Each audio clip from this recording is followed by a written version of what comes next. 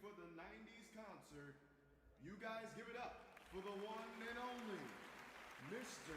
Johnson.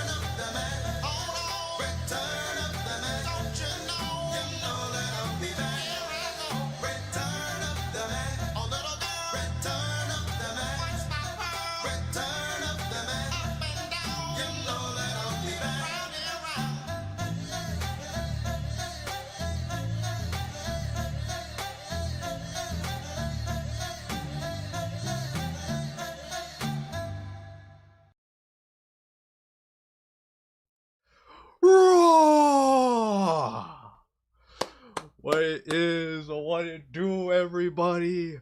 We finally did it. We're here. We're here. Let's go. We made it to 4K.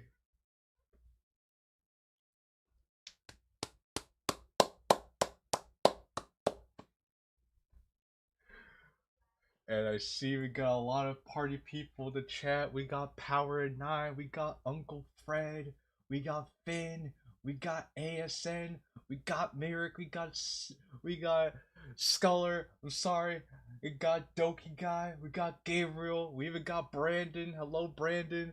Man, we just got everybody here, everybody giving their warm welcomes and well wishes. Just guys, thank you all so much.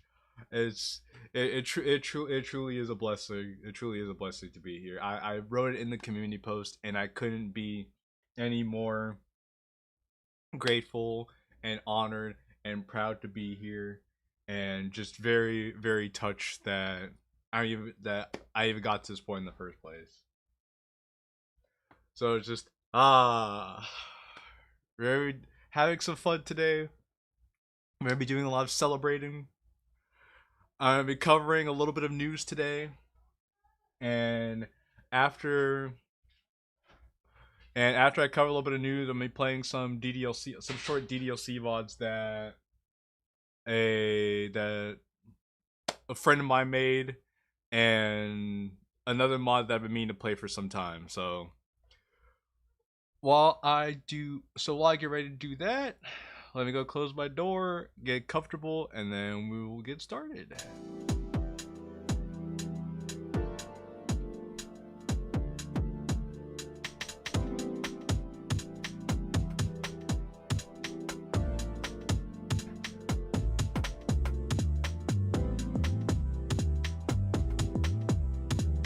This is Synopsis, and you have reached the death chamber.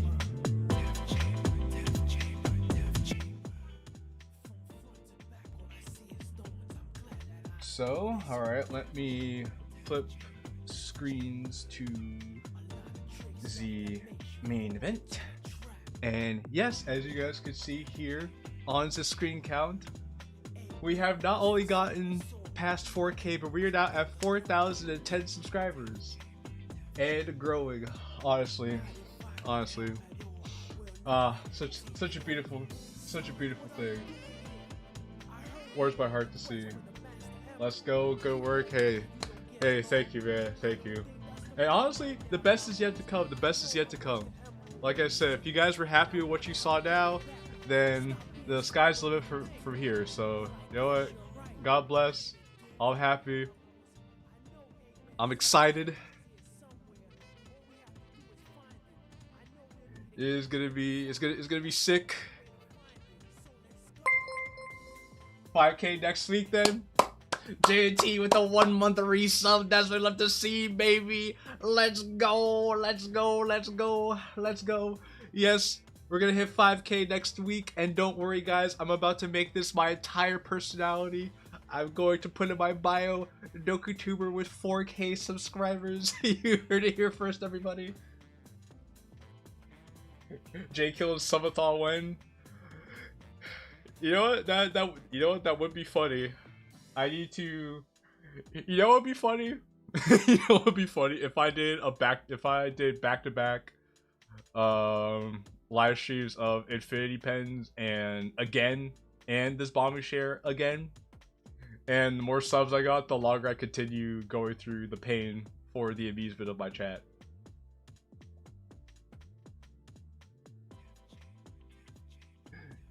Well, you can eat now because you have a 4K. Oh, I got a funny man over here. What's good, Jay? Congrats getting 4K subs. Hey, thank you, man. Just thank you. It's been a long time coming. I spent all of 2025 at the bottom of 3K, and here we are. Who would have thought that making quality video essays would be what people wanted to see? We're gonna become the biggest channel in DDLC community. That's right. I'm coming for you, Quirksies. I'm taking that spot.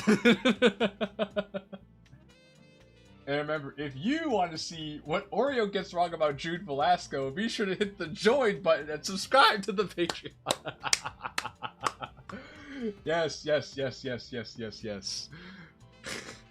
Members only video, what Oreo got wrong about Jude Velasco, and what Oreo got wrong about Hanako Yami, coming soon to the YouTube members only tab near you.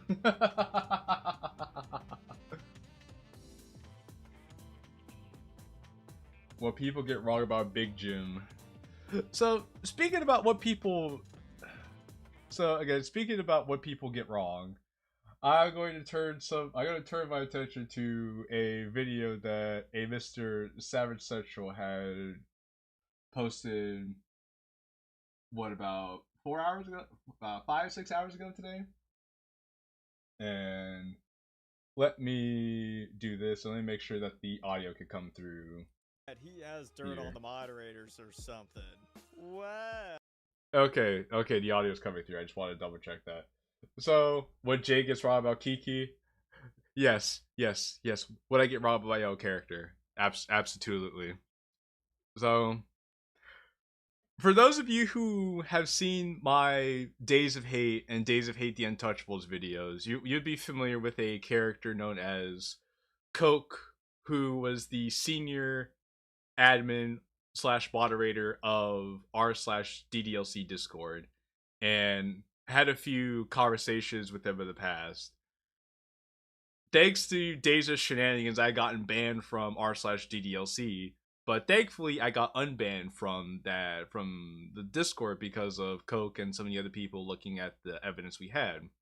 Unfortunately, when we were asking if they were going to ban Days and company for not only lying to them but actively antagonizing other people in their community, they're like, well, we don't know about all that. We don't really think we have any justification to ban and get rid of Days and all of them. So we're like, okay, this is kind of weird. It makes it seem like these guys are like on the take and everything. So, needless to say, we decided to cover that job a bit because things didn't really sit right with us, and the more we looked into it, the more we were like, okay, this is pretty suspicious. Fast forward to last Saturday. Coke comes into the r/DDLC Discord and drops a massive bombshell of a comment. He gives a letter to the audience, like to the whole community, basically talking about his misdeeds and transgressions to the DDLC community at large. And the letter reads as such. So let me go to my video, and I'll read to you the following. Hey, my name's Odin. Most of you know me as Coke. In February, I made a monumental fuck up. I saw a user in chat throwing around a bunch of direct NSFW flirtatious remarks. While I gave the user light reprimand for this as a Rule 5 breach, I was intrigued by them and decided to respond to one of their messages by forwarding it into DMs with an innuendo. I checked their profile and saw 19 and thought that was fine.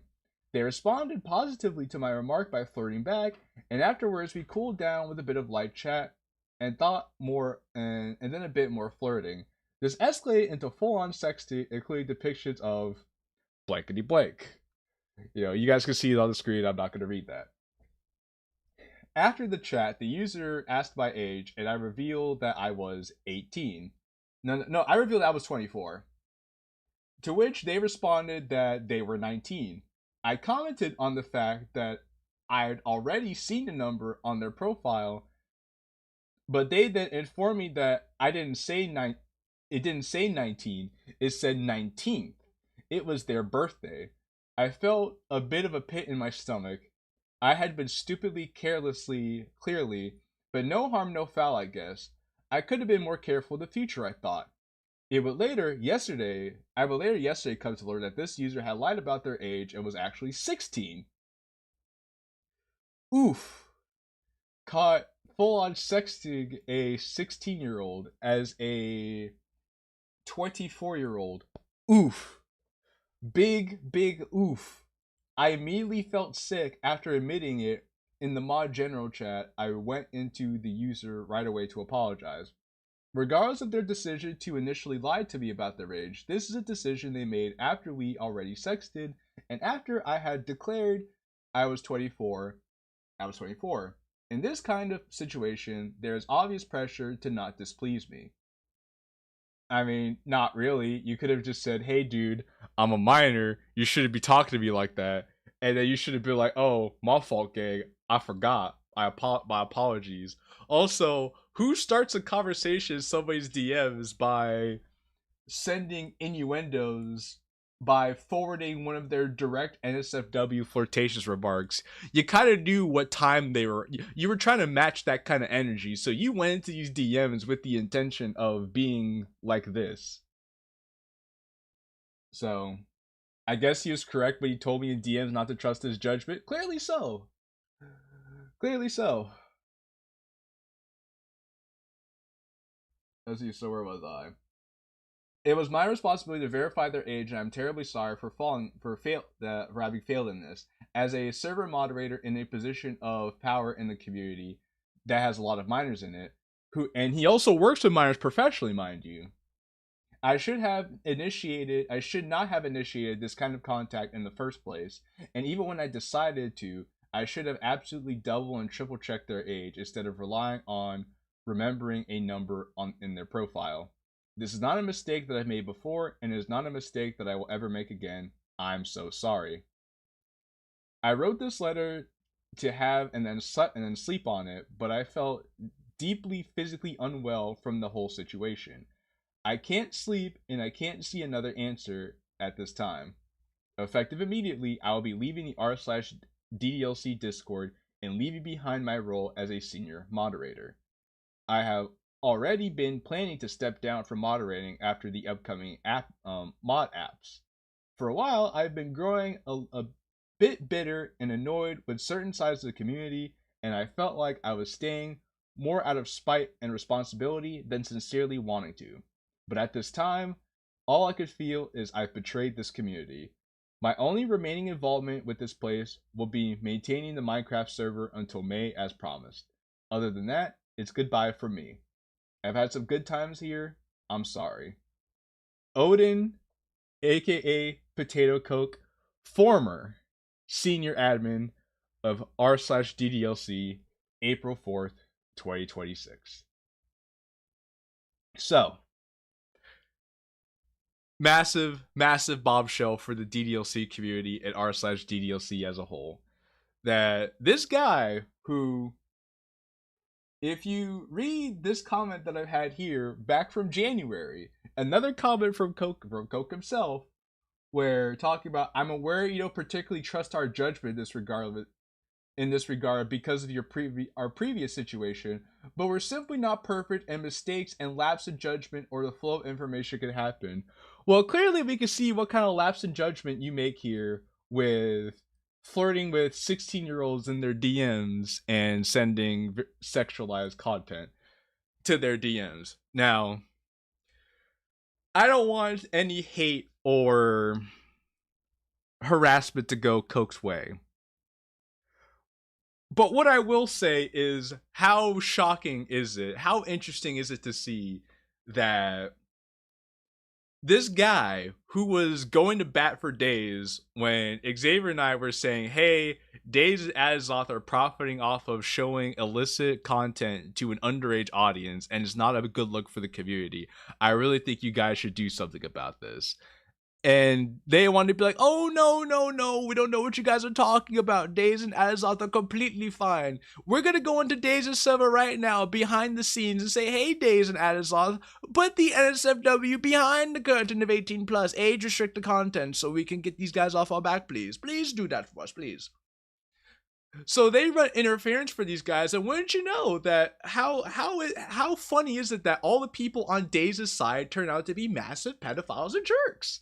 Just who would have thought? This is such a crazy thing. And the only reason Coke even came out publicly and said all this was because he knew that there were people who were trying to expose him. And not just me, there were other people who had a beef with r/DDLC and wanted these guys to be exposed. Mainly for how they go to bat and protect people like Amanita, who's a sociopath, who married his cousin and produced offspring with his cousin by making her dress up as Monica, because he knows he'll never be with Monica in real life, so the closest thing he has is his cousin, who will, for whatever reason, participate in his fantasies. So these people who are aiding and abetting the exploitation of minors, incest, sociopathy, and allowing illicit and even somewhat criminal activities going on in a public forum filled with tens of thousands of people, including tens of thousands of children, came out with something like this. Coke knew the writing was on the wall, and if this was to come out from anyone else other than him, it would have just completely destroyed him. So to get ahead of it all, he decided to come out himself and say it, and then leave the community to save face at the end of the day. And all I have to say is just, me, oh my, oh me, oh my. Yeah, Amanita's lukewarm reaction to it was a cherry on top. Yeah, all Amanita had to say to all that was, oh shit. And then just went about his day. The fuck I miss? Well, Deval, you could go back about a good 5 minutes. But basically, TLDR, senior admin of r/DDLC got exposed for sexting a 16-year-old as a 24-year-old. So, another day in the DDLC community, another day of adults being exposed for trying to groom and sexualize children. What do you do? What do you do? Yeah, the moderators probably not. Let me pretend to be shocked. So this was the letter again. So this was the letter that Coke left before he left the DDLC. Before he left r/DDLC. That's what I just wanted to say. A friend of mine has shown interest in joining the DDLC community. I've literally had to warn them about people like this. Well, introduce them to like certain pockets of DDLC, or just introduce them to like the mods and like certain channels and just keep it at that. Put it that way. You can engage with DDLC and like the media, but just like don't really stay with the community like that. And speaking of, I do want to play some mods in a bit. I just want to cover Savage's like coverage of this event, of what I just read to you guys first before we get into that, because again, this just came out today and I think this would be pretty interesting because it's also topical considering everything that I went through during late 2025 to basically the start of this year. Another normal day, but this should never, and I mean never happen, but it happened, and a good ask is why. Well, Virik, there are a lot of messed up people in the DDLC community, unfortunately. And it's gone to a point where over the years you hear this stuff so much that it doesn't feel surprising anymore. Which is like very upsetting, but it is true. So with that being said, let me get into Mr. Central's coverage of the incident here. About that.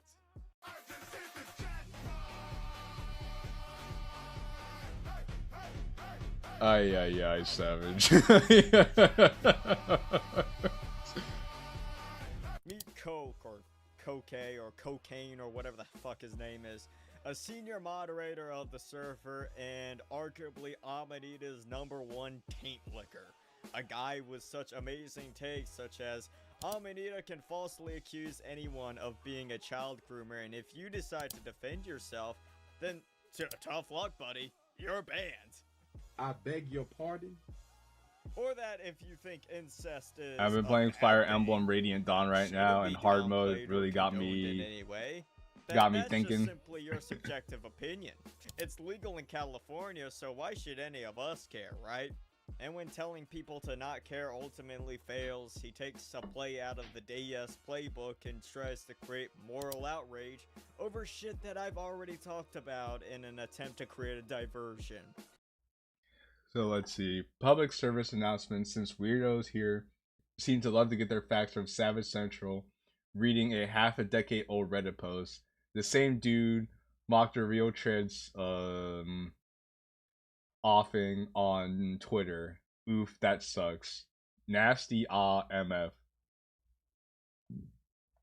It's legal in California, but when Zara does something legal in Michigan. Yeah. Makes jokes of people We know. unaliving themselves. I literally already walked this one back and said that I shot from the hip and I'm sorry. What more do And this was something that we had covered in Days of Hate, The Untouchables, where we covered Savage talking about this, like this whole thing, and saying that because Savage made this one mistake that was made with partial information at the time, because Savage didn't know what happened to this person.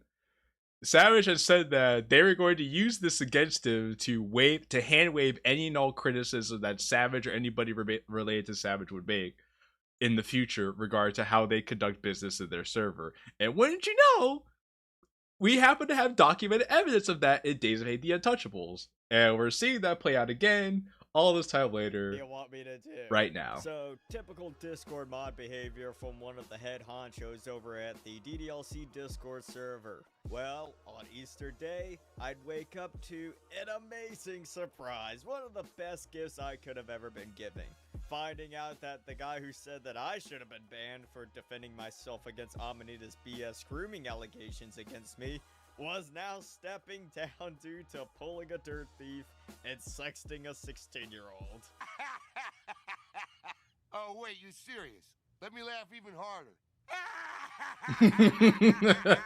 I'm now going to read to you the full announcement.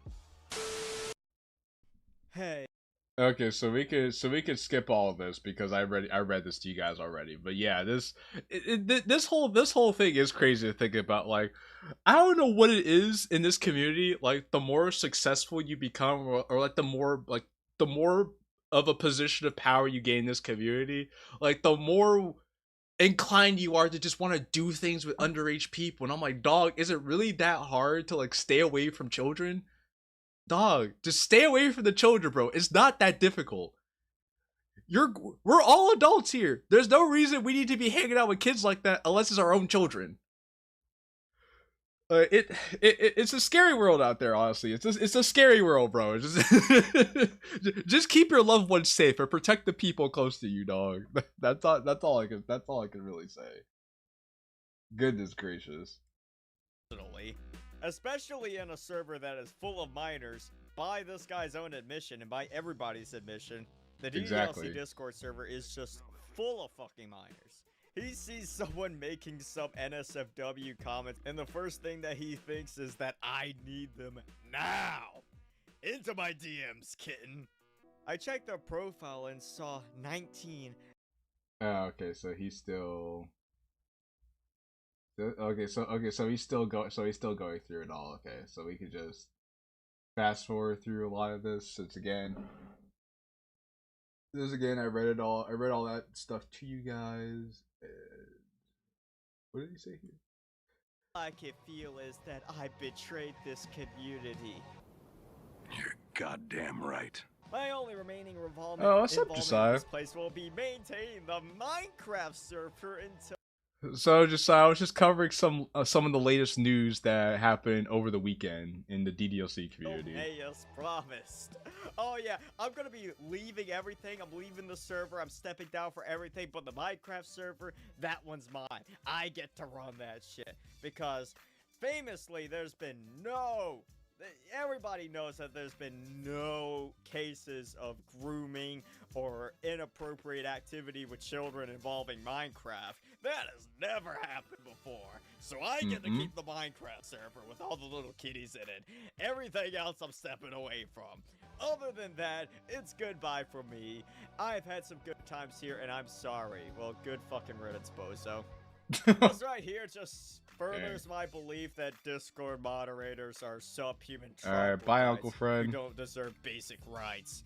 These people genuinely think that they can tell you what you can and cannot be concerned about, and then turn around and think it's a great idea to start sexting the people in the server they're supposed to moderate. Especially when a third of them, or roughly so, consists of minors. Blatantly abusing the minuscule amount of power that they've been granted.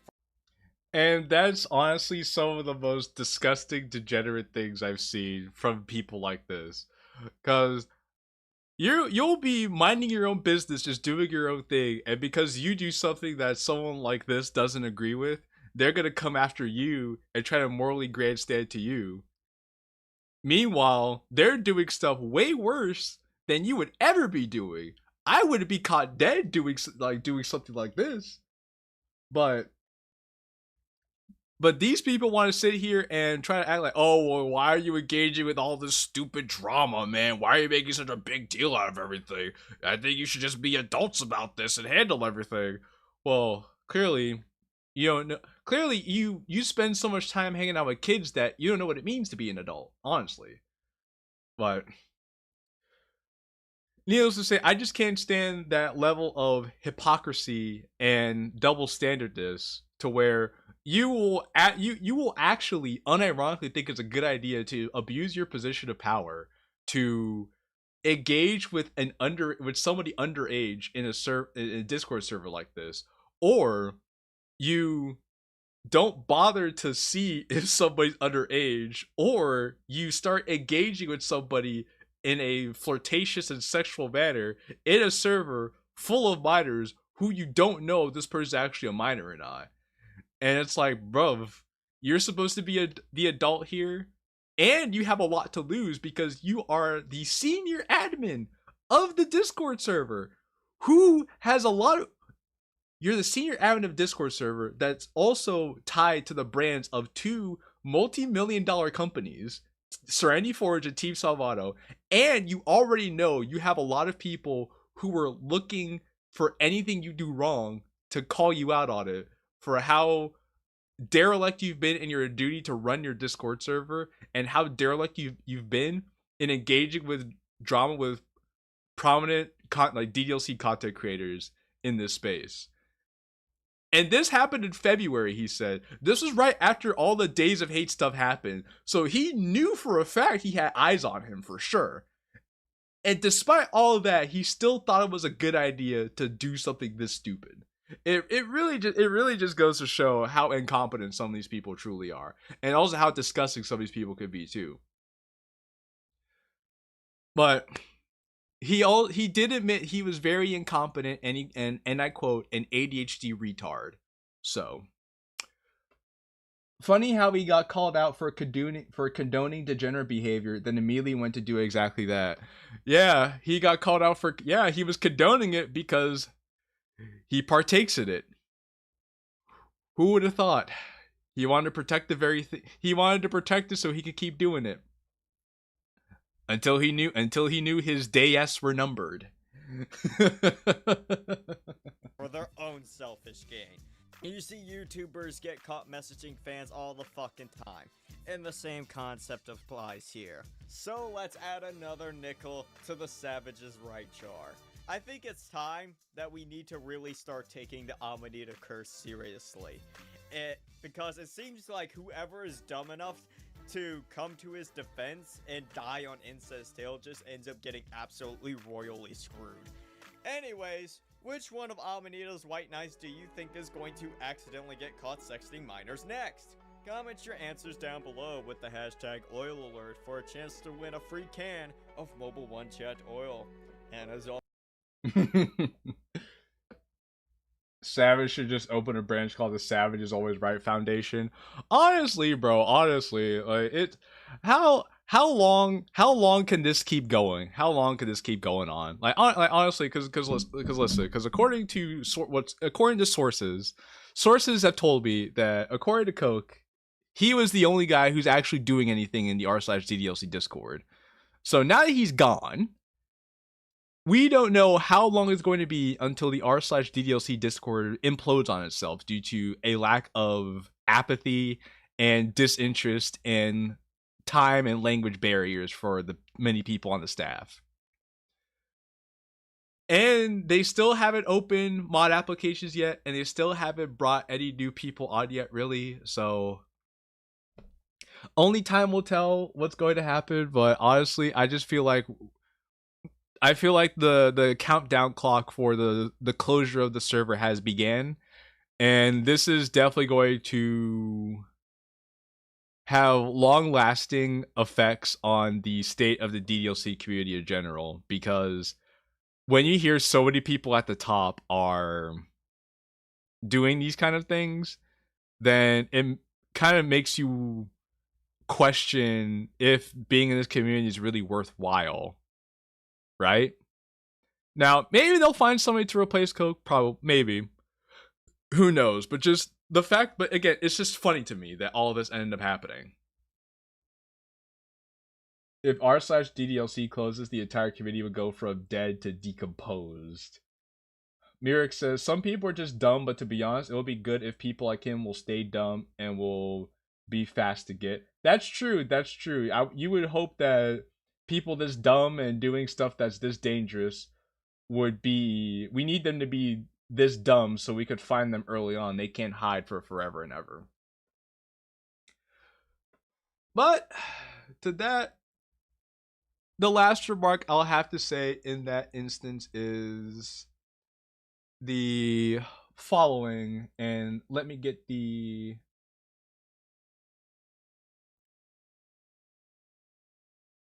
image for this real quick, chat. Just bear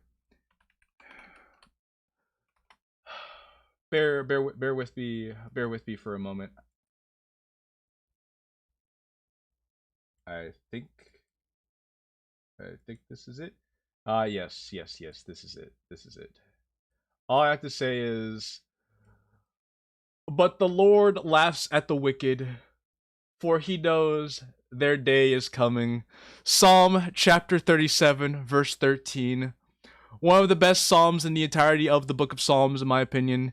And as the good book said, the Lord laughs at the wicked, for he knows their day is coming. And Coke's Day came on April 4th, 2026. Just a shame, man. Just a shame. It really didn't have to be this way. It really didn't have to be this way. I'm just sad that it even had to come to this in the first place, but what can you do? What can you do? Stupid people are gonna do stupid things. Stupid people are gonna do stupid things. Oh well.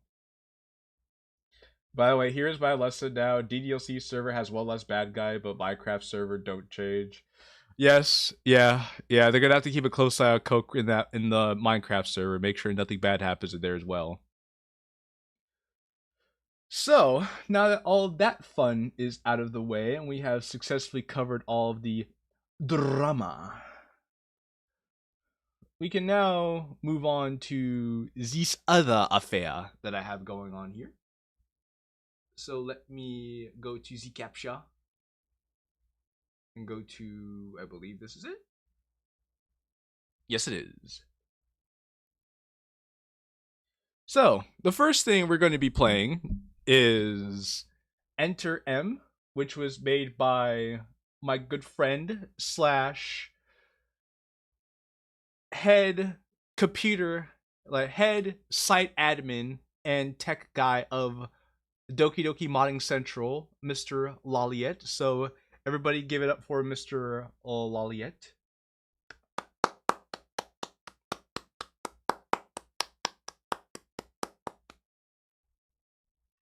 We're going to be playing through his project right now. It's not a full mod, just some tech demo stuff. Yes, but he wanted to, he asked me kindly to show it off because he was very excited about what he was doing. So, hey, I said, yeah, that's the least I could do. April 4th. 4 usually means death in Japanese. Well, the 4th month, on the 4th day of the month, the news came out. So, maybe a sign of things to come? Maybe? Question mark. This template is a fan-made production and is not in any way affiliated with Team Salvato or Serenity Forge. Users of this template are highly encouraged to both complete the original game and understand the IP guidelines set in place for this product. This template is not intended to be used for commercial purposes and is only meant to be used as a base for fan works. Please support the official release on ddlc.moe or on Steam. By using this template, you agree to the IP guidelines and set forth by Team Salvato, and you have completed DLC previously. I do not agree. No, I agree. You got me. You got me.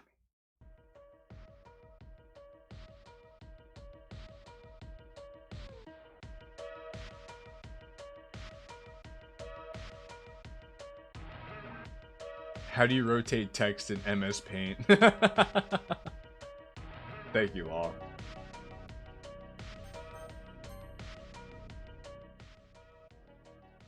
Alright, so now I believe what you have to do is you have to go to the archive. Very fancy desu. Very, very fancy, Mr. O. The side stories. You now ask Copilot to do it for you.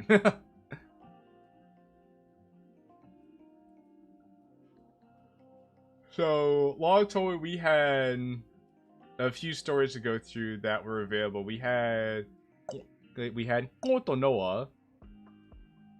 Then we had Sam, who had his own story, and I forgot who the other character was, but Law told me he had 3 stories that were done. So we'll start with Koto Noha, and we're gonna go from here. Oh, Koto Noha, Monica, and Sam. Okay. So Koto Noha, Monica, and Sam. So we'll start with Koto Noha. The girl with every face. The girl with every face. There once was a girl that everyone loved. This was not an unusual part. Children are loved all the time in small towns with not much else to do. Children, big and small, rich and poor, all eventually grow up and become who they want to be. There was once a girl that everyone loved.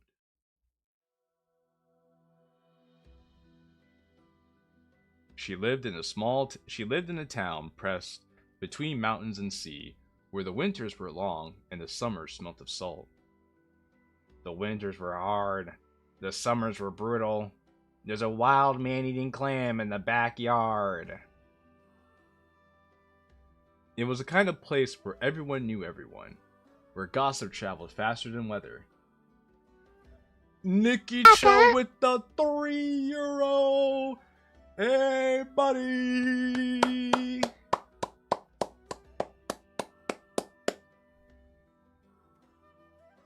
Thank you, Nicky Cho with the €3. The W's just keep piling on today. We just can't stop winning, chat. We just can't stop winning. Smells like Jersey. And where children grew up slowly, like trees. The girl was, by all accounts, a perfectly normal child. She had 2 hands and 2 eyes, and a smile that made the old women in the market coo and pinch her cheeks. She said please and thank you. She ate her vegetables. She never complained about the cold. But there was something about her that people noticed without being able to name. When the baker's wife talked about her, she said, "That girl has the kindest heart I've ever seen in a child." Arrived a bit late on stream, but I finally got here. Hey, got just in time for the fun stuff. I covered the Savage video and talked about that stuff earlier. Right now, we're just checking out some new content. When the retired postman talked about her, he said, Sharp as a tack, that one. She'll go far." When the shrine maiden talked about her, she went, "She has old eyes. Like she's already lived a long time." They all nodded when the others spoke, each one certain they were describing the same child. The girl, clad in her white dress and gray coat, stands before a frozen lake.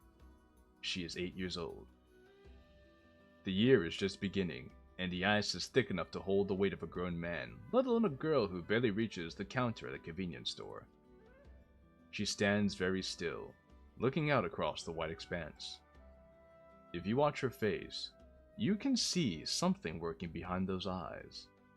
A calculation, a decision, a door opening to a room she hasn't entered yet. She takes one step onto the ice. I ask, do you remember how she looked standing at the edge of the lake? Oh, a pop quiz? I didn't know I was gonna be quizzed on this. Chat, do you remember what she looked like at the edge of the lake?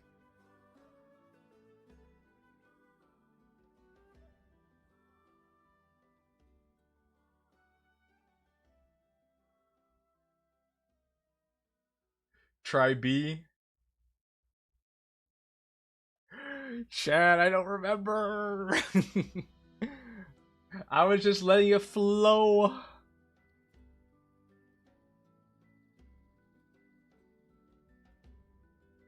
Alright, nobody remembers? Dave Brandon, leave me out in the cold. I see you. A.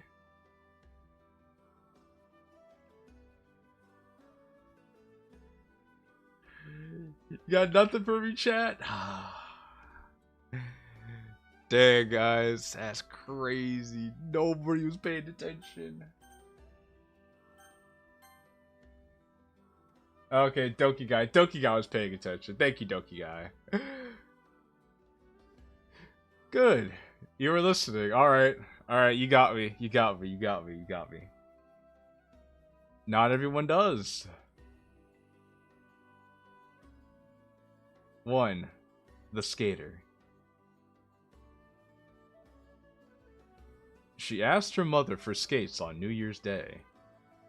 She didn't beg or bargain or cry. She walked into the kitchen where her mother was chopping burdock root and said, "I'd like a pair of ice skates, please." Her mother looked at her. She was the kind of mother who noticed things but rarely commented on them, the way a farmer notices shifts in the wind without consulting a forecast. "What for?" she asked. "I like to skate," the girl said. Her mother bought her the skates the next day. The lake behind the Shinto shrine froze every winter from December through February. It was a modest lake, no wider than a city block, ringed by bare elms and a wooden railing that had been repainted so many times no one could remember its original color. You gotta lock in. It's on the test. It's 40% of your overall grade. I know. I'm locked in now. The townspeople skate on it casually through the winter months. Couples on dates. Children chasing each other. Old men who have been skating since before the war and refuse to stop. The girl went alone before dawn, when the ice was still blue and with early light, and the only sound was the creak of her own weight on the frozen surface.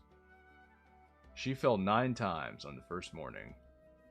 She didn't cry, she didn't curse. Each time, she set her hands flat on the ice, pushed herself up, and tried again. Each fall was a step in the process, no different from lacing the skates or tying her hair. By the 5th morning, she could glide in a straight line without stopping.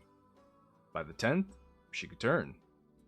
By the 15th, she could cross the full length of the lake with her arms outstretched, tracing slow arcs through the freezing air. She learned from a VHS tape. Her mother found her watching it one evening, a recording of the Winter Olympics, the women's figure skating final. The girl had been replaying the same 3-minute routine for over an hour.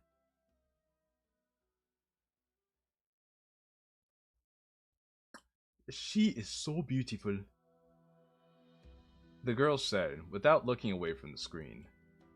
Her mother sat down on the couch behind her and watched the skater on the tape complete a triple axel in slow motion. "Do you want to be like her?" her mother asked. The girl tilted her head and asked if the question didn't quite make sense. "I want to do what she does. That's different." A woman named Uchida. Uchida? Sasuke? Naruto?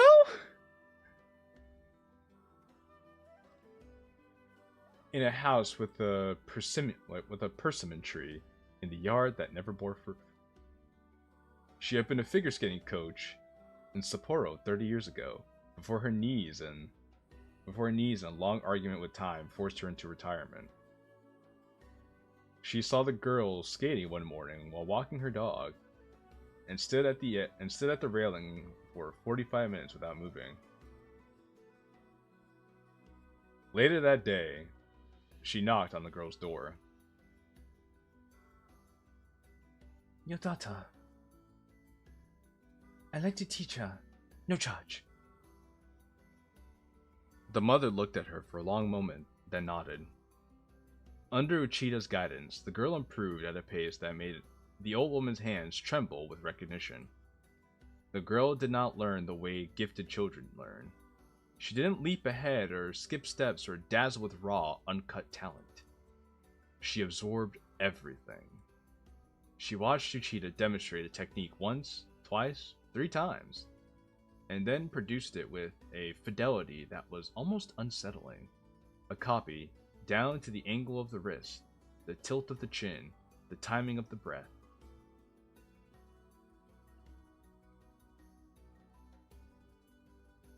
"You're very observant," Uchida told her one morning. The girl smiled. Thank you.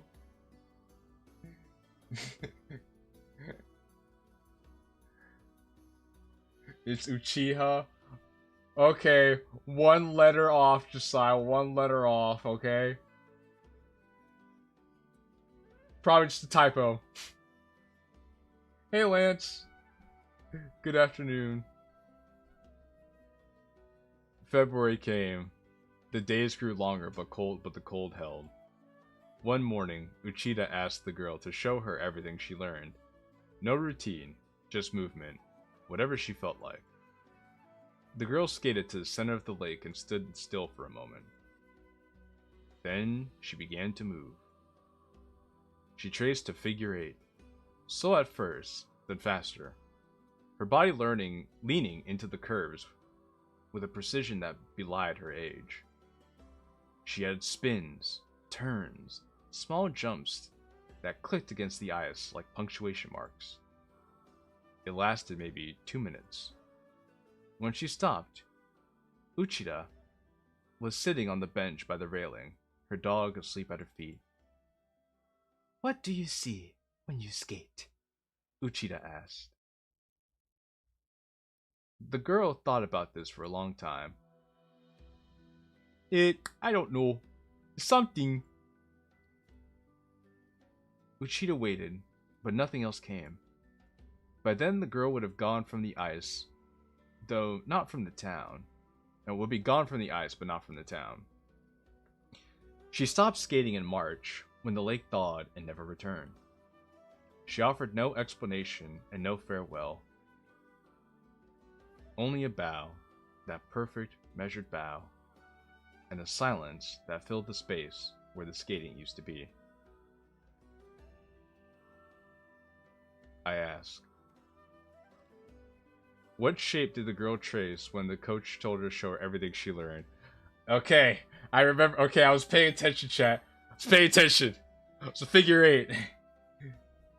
Yes, a figure 8. You'd be surprised how few people remember that. You know, Law, this is pretty cruel to add a reading comprehension quiz at the end.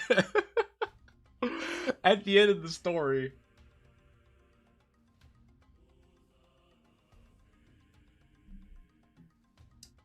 All right then. We're getting into it though.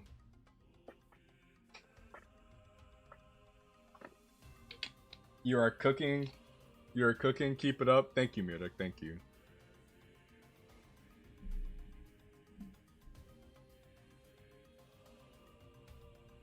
This story's whole format is based off of Nier Replicant's text adventure format. Ah, okay, I see. And you know the crazy thing is, Law? This is more engaging than all of Infinity Pens. With just some free backgrounds and text on the screen.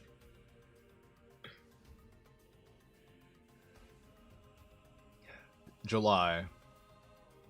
Cicadas in the trees like static on an untuned radio. The girl is 10 years old. The girl stands in a dojo on the far side of the river, near the pachinko parlor that the town council has been trying to shut down for years. She wears a white bodak. She wears a white dobak. My mistake. She wears a white dobak. Her hair is tied back with a rubber band.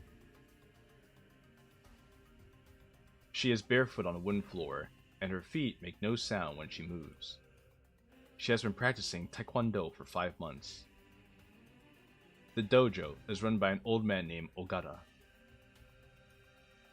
Do you mean Infinity Stream? Oof. Oof, Lyric. Oof. So true, though. So true. So true. He is short, wide, and has a face like a landslide. Everything settling slowly downward. His eyebrows are thick and gray, and his hands are the size of dinner plates. He has been teaching taekwondo for 40 years. He has produced regional champions, national qualifiers, and one Olympic alternate who sends him a New Year's Eve card every January. He has never seen anyone learn the way this girl learns. She doesn't ask questions, she watches. Ogata demonstrates a technique, a roundhouse kick, or a spinning back kick, or a knife hand strike, and the girl watches with an intensity that's almost physical, as if her eyes are hands and she is taking the movements apart at the joints. Then she reproduces it. The result is never perfect right away, but close enough that the corrections he offers are minor. Angle the hip 2 degrees, extend the knee a fraction further, breathe out on the strike instead of before it. This part is based on a true story, by the way. Oh. The kind of small adjustments that take most students months to internalize. She makes them once and never forgets. Her seniors watch her with a mixture of admiration and something they can't quite name. The eldest, a boy of 13 who has been training here since he was 6, tells his mother one evening, "That new girl at the dojo, she's 10. Is she good?" his mother asks. He thinks about this for a while. "She's fast." That isn't quite what he means, but it's the closest word he has. What he means is this: when the girl spars, something shifts in her. Something shifted. During drills, she is composed, precise, polite. She bows when addressed. She yields the floor to her seniors without hesitation. But in the ring, her eyes change. They go flat, emptied of everything, like something watched from behind glass. I'm thinking of Rice Shower right now from season 2 of Uma Musume. If you know, you know. If you know, you know. Her strikes come from angles that shouldn't be possible for someone her size. She reads her opponent's weight shifts a half second before they commit, and she is already moving. Afterwards, she bows, and whatever was behind her eyes recedes like a tide. Ogata watches her from his chair in the corner of the dojo, one leg crossed over the other, a cup of barley tea going cold in his hand. He has a word for what she does. He's had since the second week. Ultra instinct. The word is mitate. Pretend. He doesn't mean it unkindly. He just can't think of a better one. August. The local tournament. The girl wins every match. And she just started in July, and in August she's already winning every match in the tournament. Goodness. 3 in the morning, 2 in the afternoon, and the final just before sunset. She bows to each opponent with the same measured respect, the same angle, the same duration. After the final match, a woman from the regional athletic board approaches her mother on the edge of the gymnasium. "Your daughter has exceptional talent. Has she considered competing at a higher level?" The girl's mother looks at her for a long moment, then at her daughter's folding her dobok neatly on the bench. "You'd have to ask her," the mother says. They don't ask. By September, the girl has stopped coming to the dojo. Ogata is not surprised. He finishes his barley tea, washes the cup, and places it back on the shelf where it always sits. When his eldest student asks about her, Ogata says nothing for a long time. Then, "She was looking for something here. She did not find it. That's not our failure or hers, Prince Zuko." The boy doesn't understand. Ogata doesn't expect him to. On the walk home from the tournament, the girl passed a closed shop. The window is dark.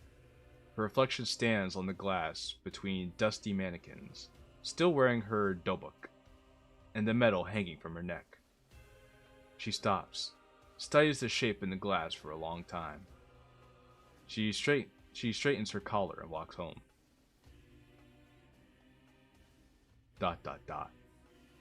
I ask, what word did the old man use to describe how the girl fought? Baka mitai. Da da da da da da. da. That was his word for it. You know, now I'm curious to see what happens if you get a question wrong.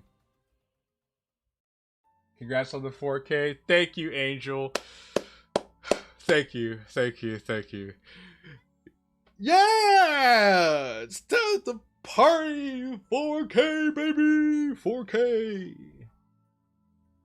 And what people get wrong about Natsuki should be out soon. I just need to get all the footage done to my editor and record the voiceover, and then we'll have more absolute cinema.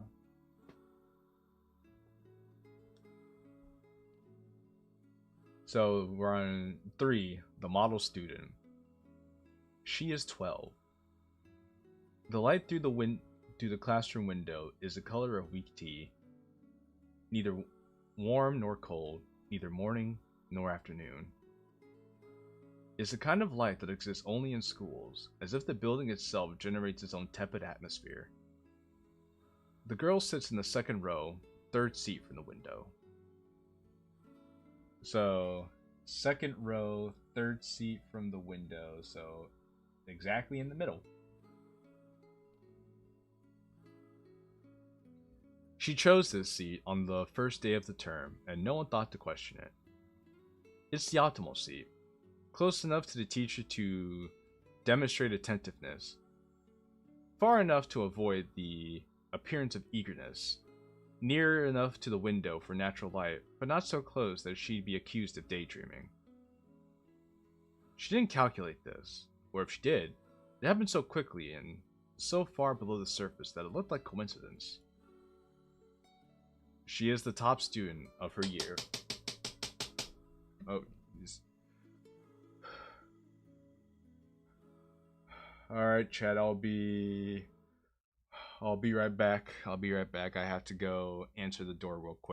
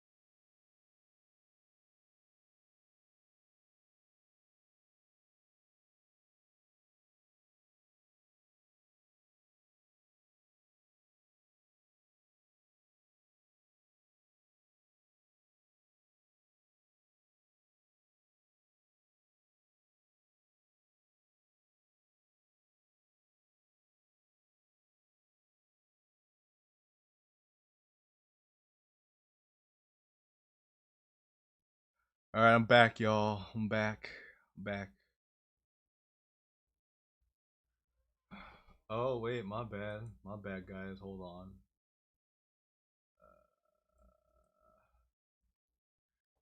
You guys had no music that entire time. I'm so sad. Okay. Alright, thank you, Finn. Thank you, Lance.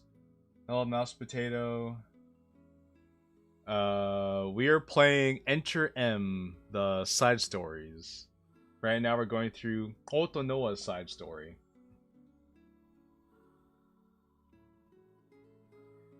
She is the top student in her year.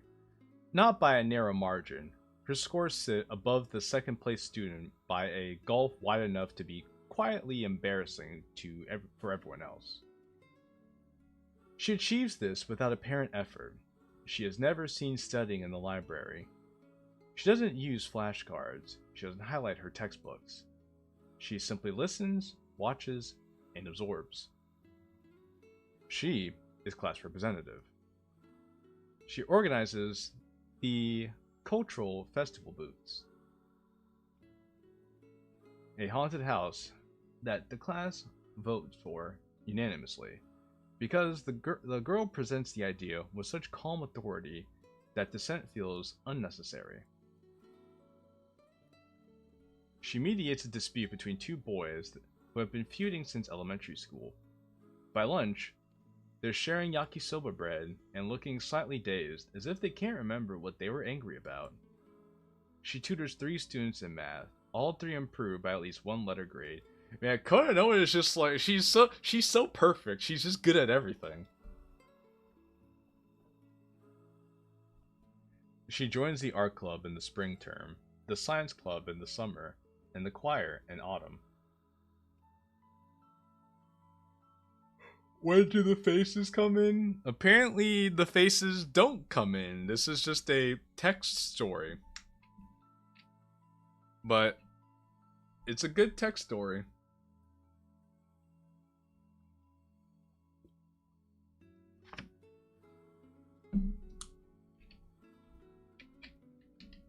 She is, to use the word that appears in her homeroom teacher's evaluation, exceptional. The full sentence reads, a student of exceptional ability and character. She elevates every room she enters. The teacher writes this proudly, underlines it, and follows the evaluation with a sense of satisfaction. Congrats on 4K. Thank you, Mouse Potato. Thank you, thank you, thank you, thank you. Again, very happy to be here. Made a community post about it and everything. It's a beautiful moment. It only goes up from here. Only goes up from here. Hello, Kian. Very well, Law. It's something nobody's really done, and what's written is nice. It's very chill, and having music and something to represent setting makes it an actual experience. Well, there you go, Law. You're getting real-time feedback. There are things the teacher does not notice. The girl eats lunch at the far end of the long table in the cafeteria, adjoined to groups of classmates but never embedded in them. From a distance, she appears to be among friends. Up close, the gap becomes visible. She never raises her hand unless called upon. She answers questions with precision and depth, but never asks one. In 3 years of teaching, the homeroom teacher will realize much later, upon quiet reflection, that she can't recall a single instance of the girl asking a question about lessons or homework or anything at all.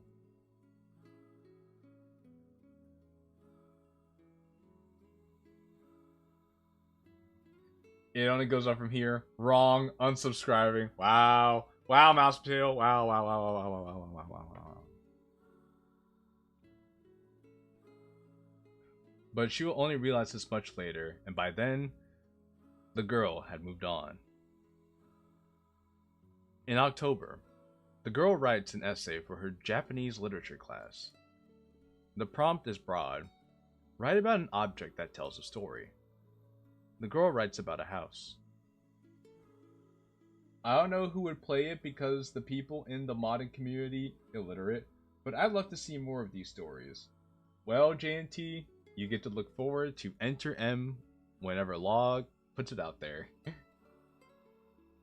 The girl writes about a house. A house at the edge of a village. Beautiful on the outside. Fresh paint, flowers in the window box. A welcome mat soft at the edges. Or worn soft at the edges. Inside, every room is empty. There is no furniture, no photograph. No marks on the walls where things once hung.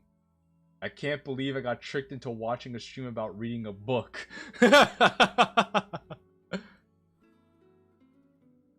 In the essay, visitors come from all over to admire the house. Each one describes it differently. One calls it warm, one calls it grand, one calls it humble. None of them go inside. The essay ends with a line that the teacher reads twice. The house stood for 100 years, and everyone agreed it was beautiful, and no one ever lived there.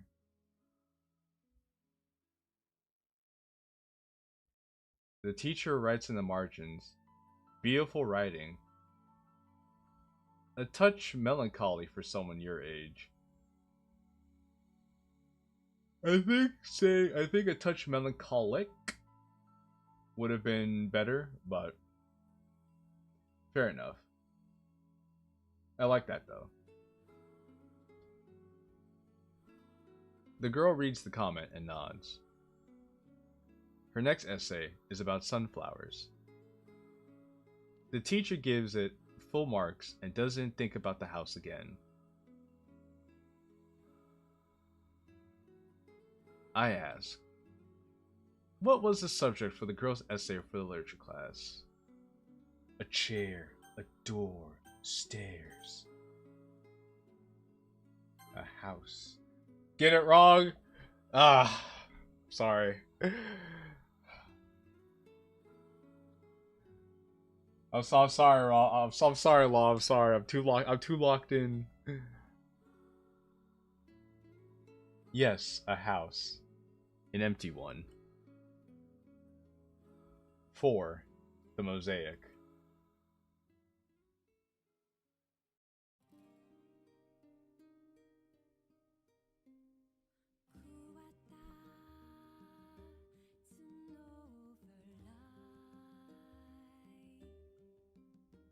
The quizzes are also there for people who just fast forward, so they're forced to read. No, that's good. That's good. It's messed up, but it's also kind of funny because once they're like, oh shoot, I actually have to pay attention to the story. They're like, okay, now I'm gonna sit down. I pay attention to the story. Can't wait for a House of the Rising Sun.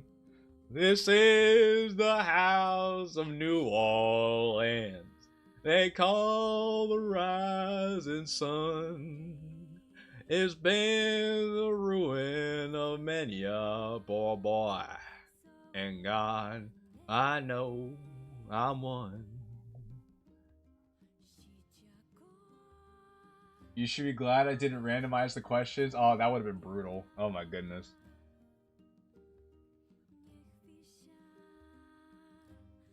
Here is what people remember. Listen closely. An old woman, 73, sitting in her kitchen with a cup of tea that has gone cold. She was the most dedicated student I've ever had. Every morning before dawn, first to arrive, last to leave. She never complained. She never asked for praise. She just worked. I've taught children who went on to do great things. None of them had her focus. Not a single one. I still don't understand why she stopped. One morning she came to me and bowed. That careful, perfect bow. You know the one. And then she was gone. I asked her mother about it. Her mother said, she found something new. As if a child's passion is a season, something that passes. Maybe she was right. Maybe I just didn't want her to be. An old man sitting alone in an empty house, an empty hall in the late afternoon, one hand resting on his knee. Strong! Quick! She understood the form before I finished showing it. A natural. No. Something else. What bothered me is she never did it for herself. Everything I taught her, she did it right. But there was no... He stops. No her in it. When she left, I wasn't surprised.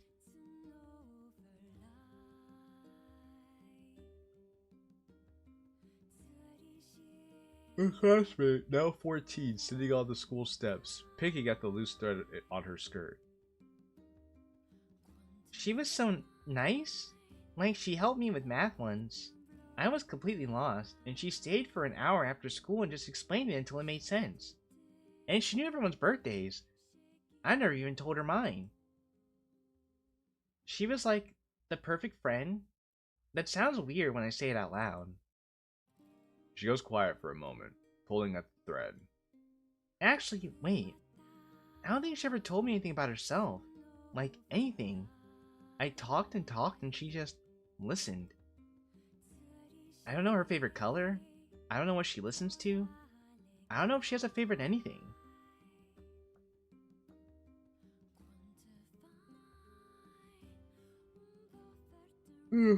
That's weird, right?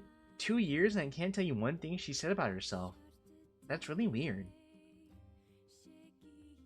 The homeroom teacher at her desk, grading papers, speaking without looking up. Remarkable student, truly. The kind you remember for the rest of your career. Test scores, exceptional. Conduct, flawless. Peer relations, universally positive. She elevated the entire classroom just by being present. But she never once raised her hand. I only noticed this recently. She answered when called on, perfectly, but she never volunteered. And she never asked a question about anything in 3 years. The pen stops. The teacher looks up for the first time. And her mother, standing at the kitchen counter, peeling a potato with slow, careful strokes, not looking at anything in particular. She was always a good child. She never gave us trouble, never threw tantrums, never rebelled. She did what was asked of her, and more. She made us proud in every way a child can.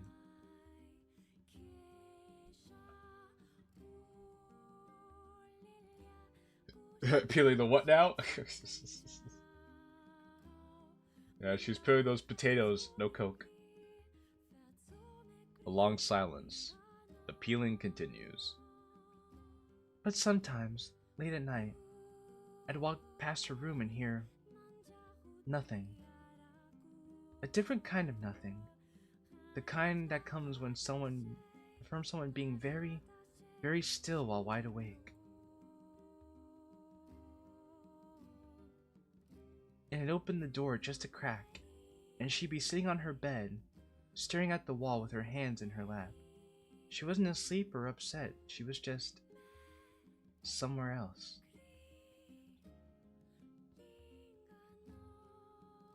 This is the I know what you're saying, Lance.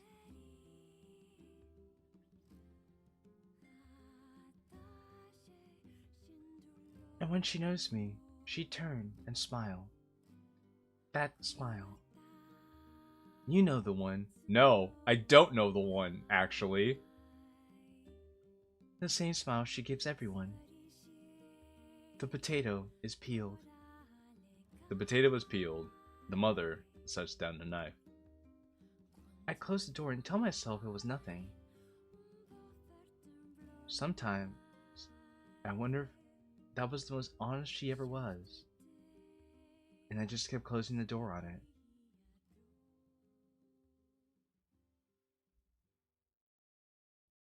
I ask. What did the girl's mother hear outside her daughter's room at night? Okay. I want to get it wrong now. You weren't listening. No one ever does.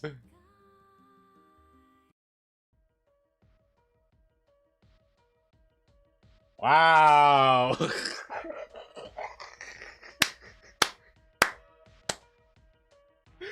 Wow. Kept you waiting, huh?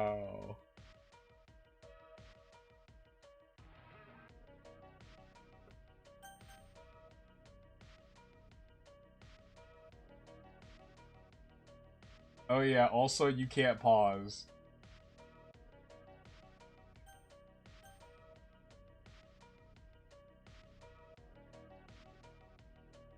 Law, you could have just told me this was gonna happen. But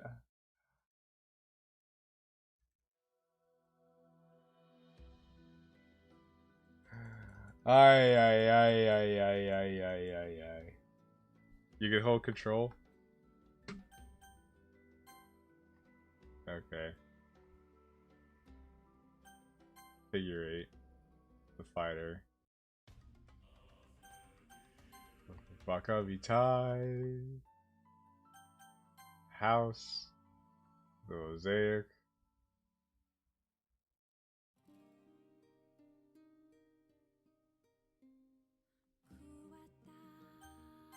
Nothing. Nothing. A different kind of nothing. 5. The ghost.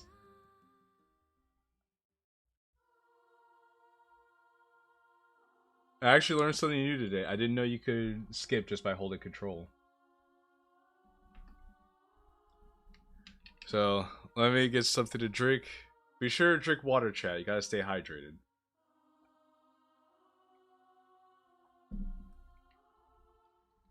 She is 14. It is October. The ginkgo trees along the school path have turned gold and are shedding their fan-shaped leaves onto the pavement like scattered coins. The girl walks to school. She's in her last year of middle school. The corridor greets her the way it always does. Students call her name. She returns each greeting with a smile calibrated to the recipient. Warmer for the girl who sits beside her in the homeroom. Polite but measured for the boy from the next class whom she tutored once in April. Nobody notices the calibration. That's the point. She is class representative. First in her year. She is in the literature club this term. She reads voraciously, but never speaks about what she reads. So, Law, I have a question. Are the side stories canonical to Enter M? Or no? Nothing has changed. Everything has changed. Nope, they're independent stories? Okay. The school day passes. Lessons, lunch, cleaning duties. Cleaning duty, club activities. She moves through each one with the fluency of someone following choreography she wrote years ago. After school, she does not walk home with anyone. No one notices this, because she leaves at a time when most students are still in their clubs. By the time they emerge, she is already gone. It is a small practice vanishing, the kind that only becomes visible if you are looking for it. She takes the long way home, 40 minutes instead of 15. Through the back streets, past the shuttered storefronts and the closed lot where the old community hall used to be. Past the shrine, past the river. She walks slowly. She doesn't listen to music. She doesn't check her phone. She just walks. And the town passes around her. The town passes around her like water around the stone. She reaches her room. On the shelf sits trophies, medals, certificates in frames of varying sizes, ribbons and colors that had begun to fade. A stack of library books rests on the floor by her bed. 14 this month, spanning mystery, science fiction, poetry, history, a manual on origami. None of them are bookmarked. She read them front to back without stopping. Her desk holds a single lamp. There are no photographs, no decorations, no trinkets or keepsakes, nothing pinned to the wall above it, no stickers on the surface, no scrawled remainders or doodles. Only the lamp and the bare, unmarked wood of the desk beneath it. In the evening, she sits by the window. Outside, rooftops, dark against the last of the daylight, the distant lake, barely visible through the trees, the mountains, black and featureless against the sky that has forgotten what color it was.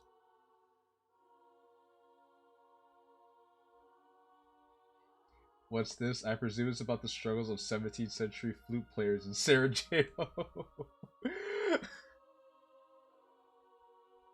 She picks up her phone. Her contact list is full.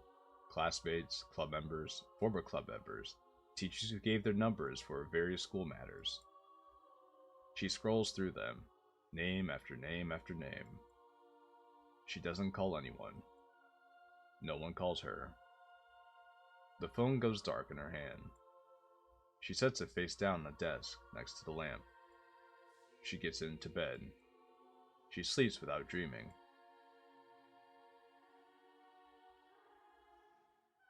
Her room.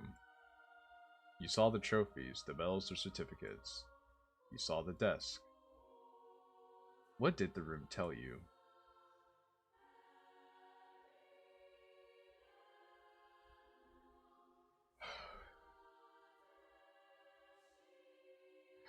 This is good, though. This is, wow.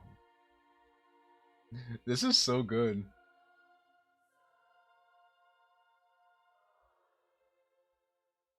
And this is interesting because it's like, well,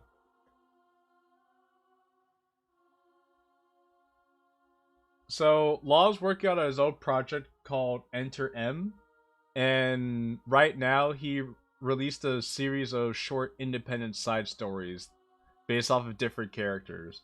Right now we're playing the side story based off of Kodonoha. For me, the answer C is most correct. I think the answer is C too. But this feels like a thing where technically none of these answers are incorrect.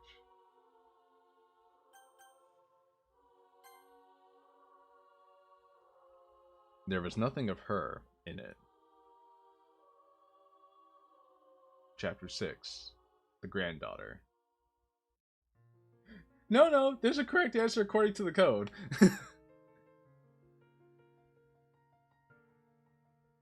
She is 16. It is December 25th, Christmas. Snow has been falling since midnight, and the town lies buried beneath a silence that only heavy snowfall could produce. The kind of muffled footsteps that turns the whole world into the inside of a held breath. Oh, the kind that muffles footsteps that turns the whole world into an inside of a held breath. The girl takes the 8:15 bus to the next town. She is the only passenger. The bus driver, an older man with a mustache the color of cigarette ash, recognizes her. Visiting your grandmother? He asks.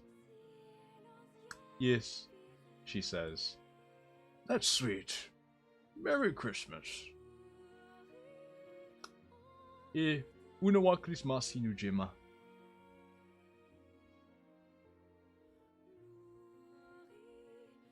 The bus rattles through the snow. The girl watches the white landscape slide past the window.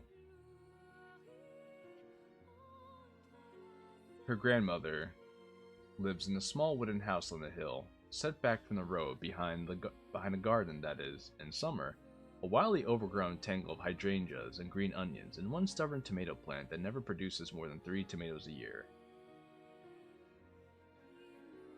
I think I'm definitely not the target audience for this. I've had a hard time enough with my attention span for regular mods. Mouse Potato, don't tell me your brain rotted out. Do I need to get the attention grabbers for you?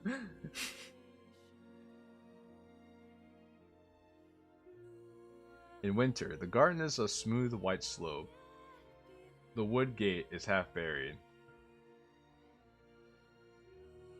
Do not ruin peak with Subway Surfers. Wind chimes hang from the eave of the porch. Here, I'll hide Happy Meat for now. Not enough Skibbity Ohio Rizzlers to eat in this. Going to sleep in a bit? Okay, Valsprio, that's fair. The wooded gate is half buried.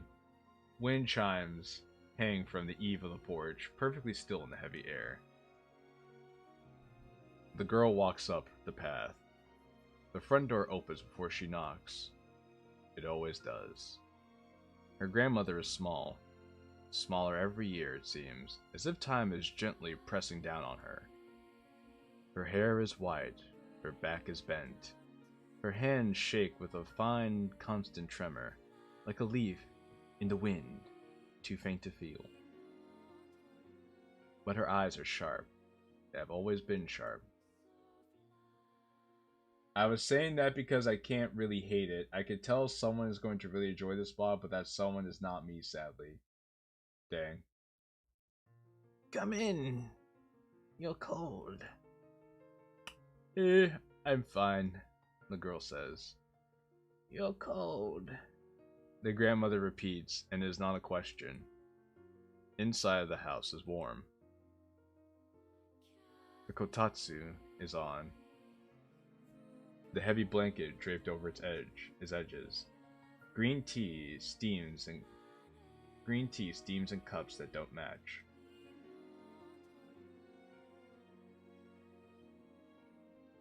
Mikan oranges sit in a wooden bowl. The television murmurs in the corner.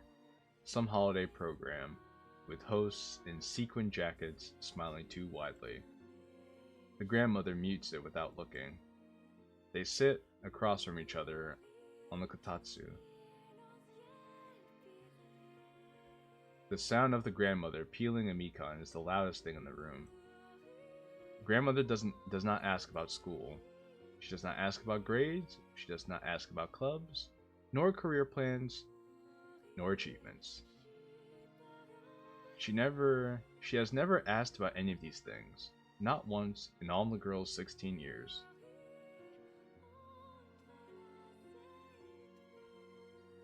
Are you eating? The grandmother asks. Yes. Are you sleeping? Yes. Are you happy? The girl opens her mouth, but nothing comes out. The word yes is right there, where it always is, at the front of her teeth, ready to be deployed. It is the easiest word in her vocabulary. She has said it 1,000 times, to teachers, to classmates, to strangers, to her mother.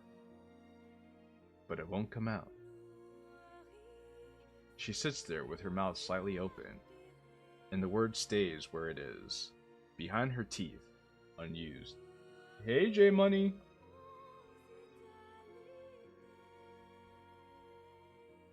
The grandmother waits. She does not repeat the question. She does not rush to fill the silence with reassurance or platitudes. She simply waits, the way the lake waits for winter, the way dawn waits for the earth to turn. She stands. She places half of the peeled mikan on the girl's side of the kotatsu.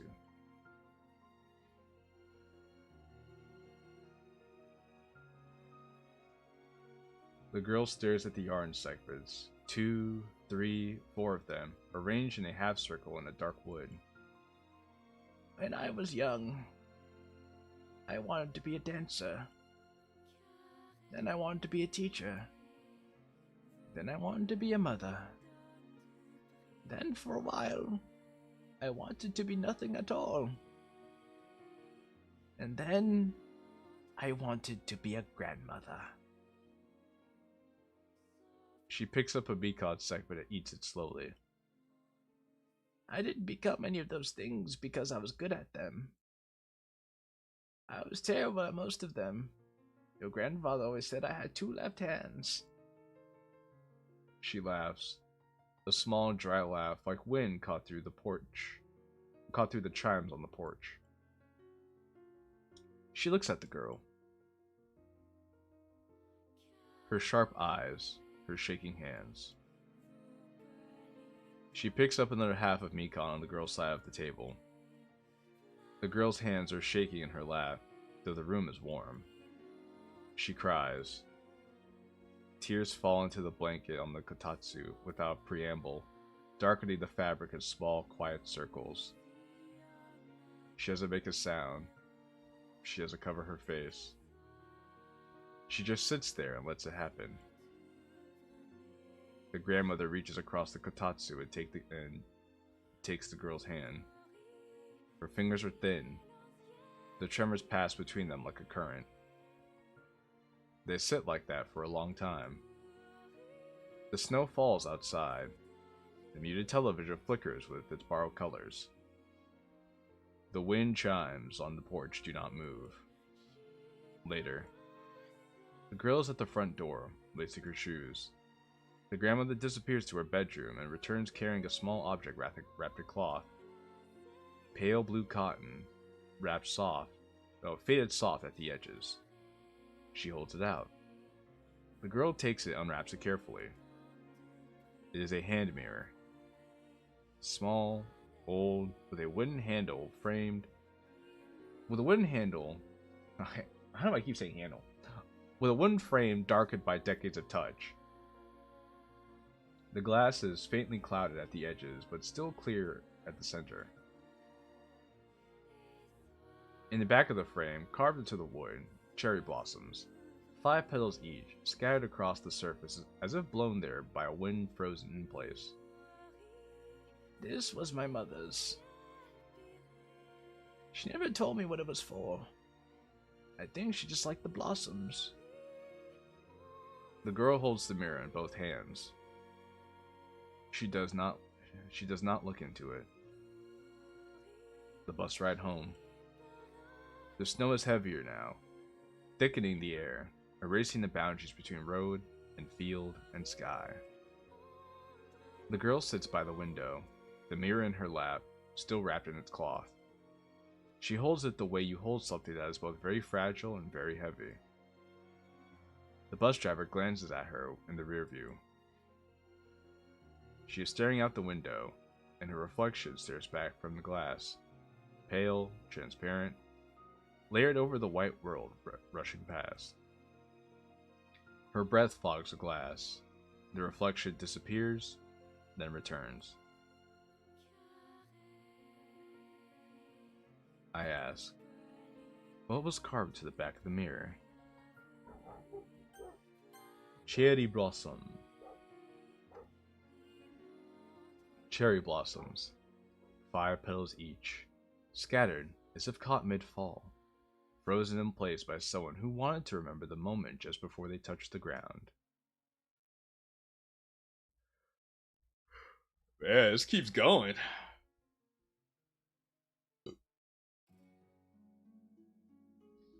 Is this the last chapter, Law? This is a very deliberate memory test. I know.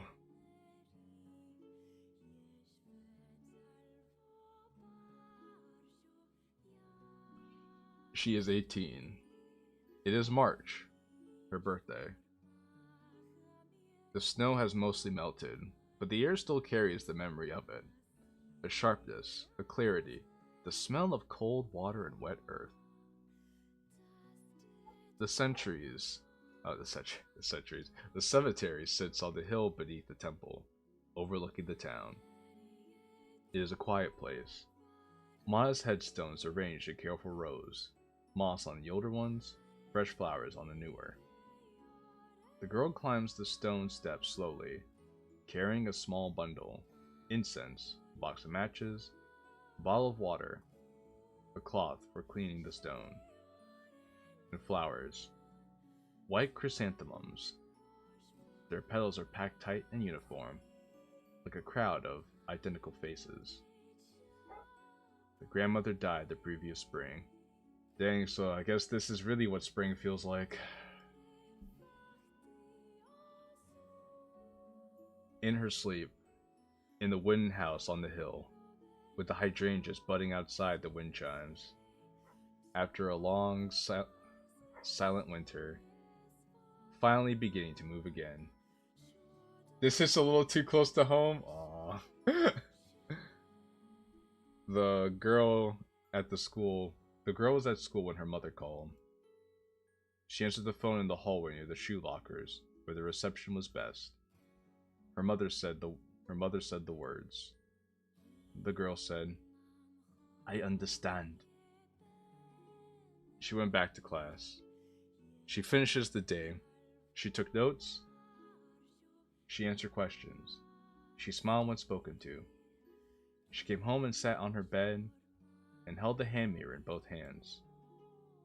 She did not move for a long time. That was a year ago. The seasons turned without her permission, the way they always do.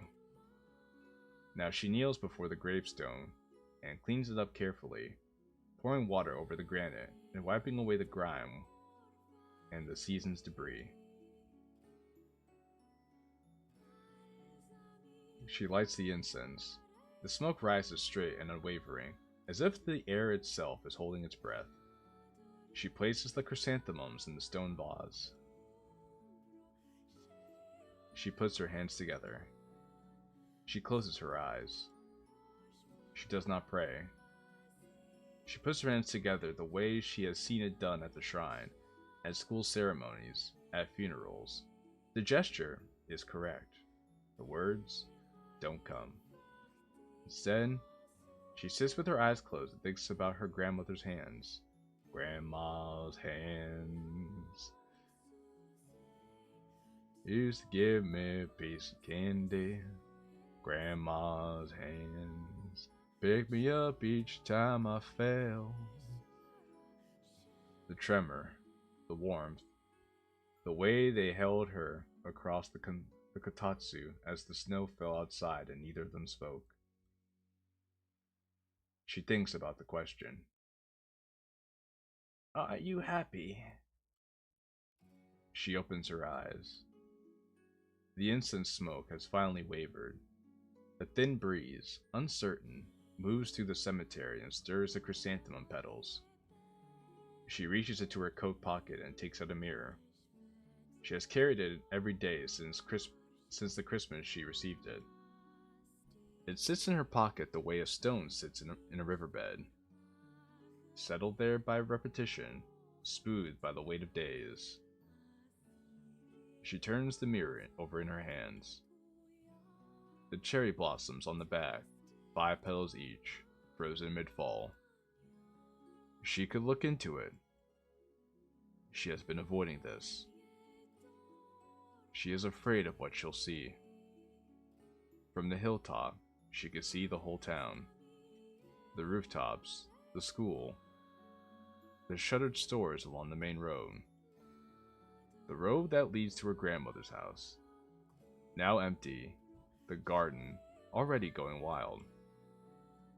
The shrine on its hill, the trees along the river, the lake. The lake itself, half thawed, dark water pushing against the edge of the remaining ice, breaking it apart slowly and without violence. She looks down at the mirror.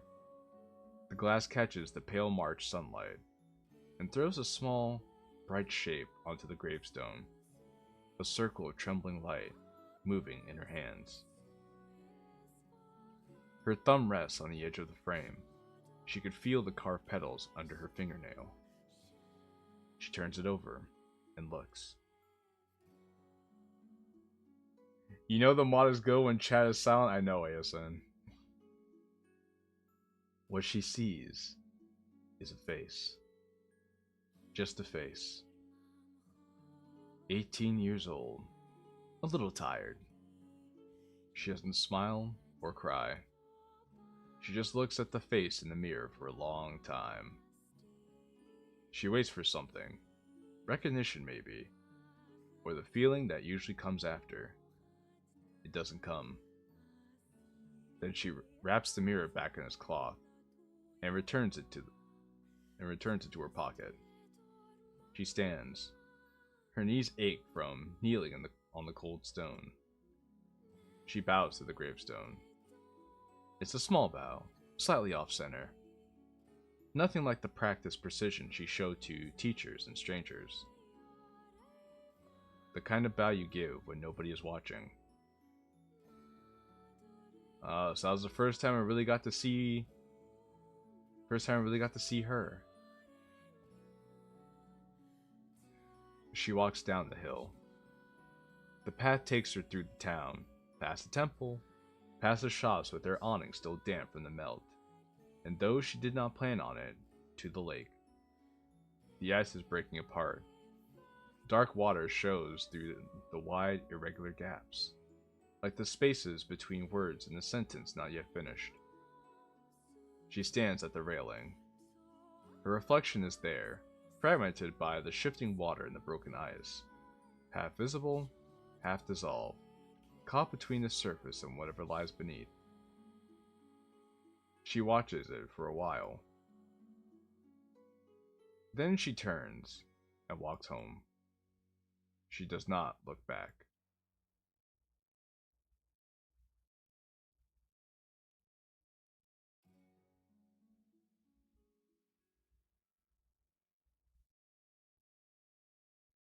There was a girl that everyone loved.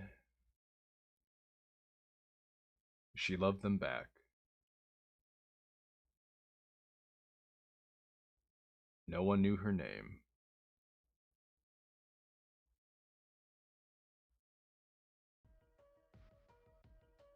Wow.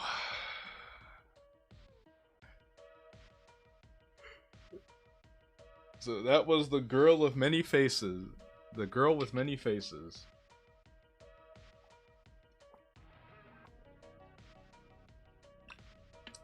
You know, Law, I can see why you're so excited to share this with us.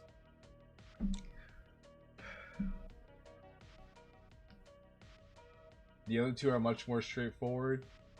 You know, Law, you should be proud. You cooked. You cooked, bro. Dang.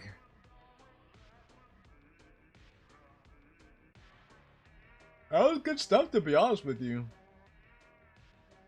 Definitely a much bigger and better step up in quality from Infinity Pens, for sure. Wow.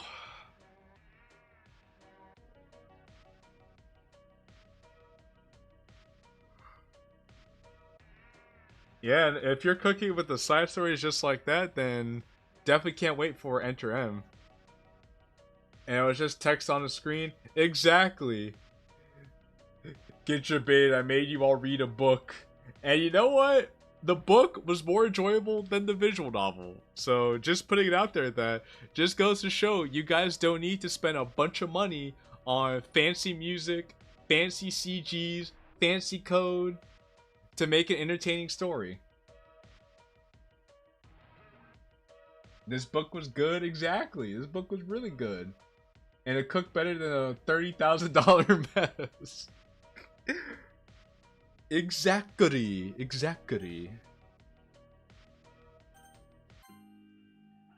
So, Law, I have a question for you. What about the Void Hunter? Is the Void Hunter complete, or are you still working on that one?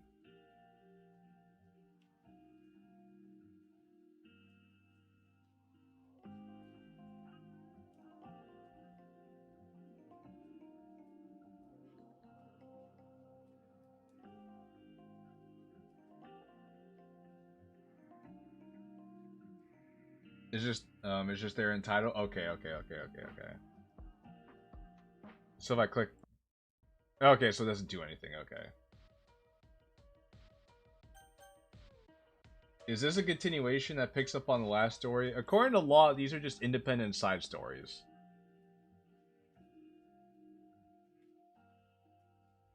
So Maka and Sam's story, the visuals are unfinished and the writing's a step down, but that's because I just finished drafting them. Well, the Kota Noa story, you did a great job with that. The girl with every face is very haunting, very emotional. But it's amazing you get wrapped into it, not because of Kota Noa herself, but because of how everybody else describes her. And it gives you this air of it brings this air of mystery, because it makes you wonder who this person actually is, because nobody knows who she actually is, and everything she does at such an exceptional level that subconsciously you're like, no human being is this flawless. Something has to be going on. And over time you weave the narrative to showcase, yes, there actually is something going on. and more sad than sad video. I love how you remember that, Virik. I love that so much. So now we're going on to Monica. What do you think about the grandma arc? The grandma arc was great in the sense that I'm glad it allowed us to see who the girl beneath the mask truly was. And I think that was very, very powerful. It's sad to hear that the grandmother unfortunately had passed away just after speaking to Kodonoha, but it'd be like that sometimes too, where you just get done speaking to somebody, and then next thing you know, they hear that they're no longer around, and it really makes you reevaluate how precious life could be, because the people that are in our lives are not always going to be around when we expect them to be, and we easily take that for granted. I'm glad you ended the story the way that it did, because I think it accomplished what it needed to do. And I say that because right now I'm thinking in my head, man, I'd love to see a continuation of this, to see what happens to this character when she gets even older, like in her 30s or so. And because I'm feeling that way, that means you did a great job with creating this story, because now you made me care about Kodonoha, or care about the character in this story, because honestly, this could be anybody. The protagonist could be anybody. It doesn't have to be Kodonoha necessarily. Because honestly, Law, you can take these short stories, put them in like your own little anthology, sell this as an ebook on Amazon, and like get some money off of it. There will definitely be an audience for this.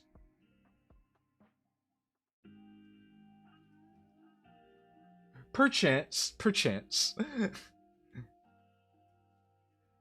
But yeah, I really like the grandmother arc. I also like the Taekwondo arc, the ice skating arc as well. That's why we all need to cherish our moments with our loved ones. They could be with us one day and gone the next. Yeah, guys, if you haven't talked to your mom or your dad in a while, and you live far away from them, give them a phone call, tell them you love them. If you see your mom or your dad at home, go give them a hug, tell them you love them. If you have some friends or some other relatives or people you know in life and school or work that you really care about, go show them that you care about them, you know? Give them their flowers while they're here. Because at least when you give people their flowers when they're around, they can appreciate them. People can't appreciate flowers when they're gone. So that being said, we're now moving on to lies and poems. Gonna take a drink of water. Make sure that we all stay hydrated, chat.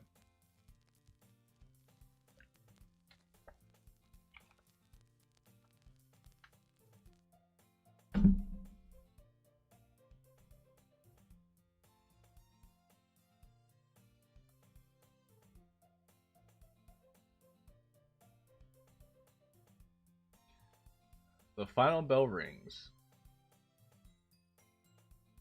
Chairs scrape against linoleum. Bags are zipped. Conversations bloom and scatter like startled birds.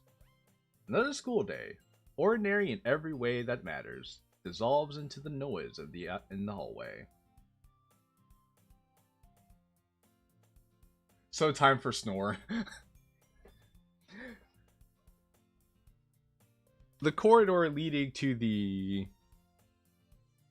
clubroom is quieter than the main halls. Late afternoon light catches the dust motes drifting between the windows. Club time, club time, club time! Siri bounces down the hall, bag swinging at her side like a pendulum. Every day. You do this every single day. Why can't you be normal for just one day? And I'll do it every day until it sticks. Traditions don't build themselves, Natsuki. It's been 3 weeks. 3 weeks of tradition. I can't argue with that logic because there is no logic. They walk together. Sayori's pace brisk, but slightly uneven. Like she keeps adjusting for something. Every few steps, she drifts to the left side of the hallway. She glances to her right, at the empty space beside her. Her mouth opens like she's about to say something to someone. So anyway, did you finish reading Monka's sign last? She was looking at Natsuki. Natsuki is on her left. Did I finish what? Never mind. I forgot what I was saying. You literally just started saying it. My brain is a free spirit, Natsuki. It goes where it wants. That's not the flex you think it is. Alright, well, that's pretty funny.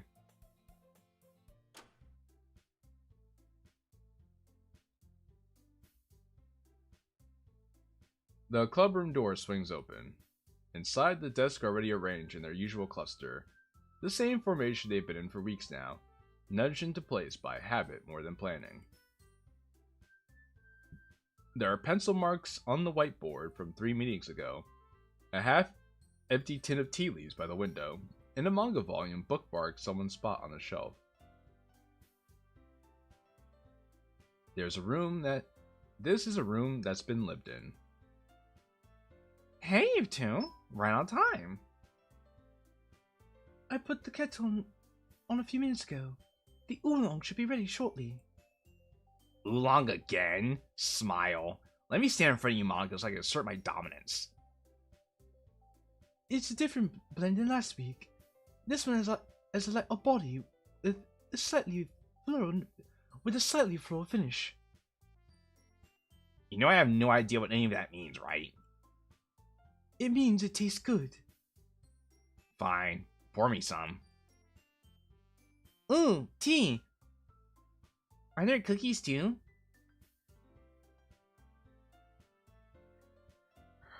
Actually jarred seeing sprites after only having text. My eyes are glued to the text box. I didn't say anything about cookies. But last week you said you might. Natsuki reaches to her bag and pulls out a small plastic container. I knew it! Shut up! I had extra batter. That's all. It's like I want to make cookies for you guys or anything. You always have extra batter, Natsuki. Don't start.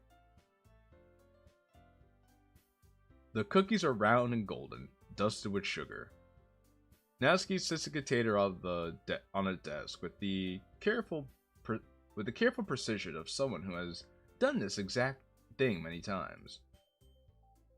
Yuri pours tea into mismatched cups, one for each member. Is Sayori living 2 worlds at the same time? Quite possibly, actually. It feels like it. Sayori takes a cookie before the lid is fully off. Monica pulls a chair to the front of the room, teacup in hand. For a moment, the club room is exactly what it should be. Warm, familiar. Oh, there it is again.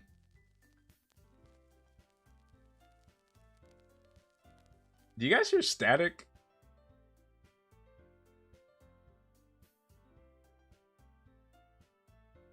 Watching this from the hospital?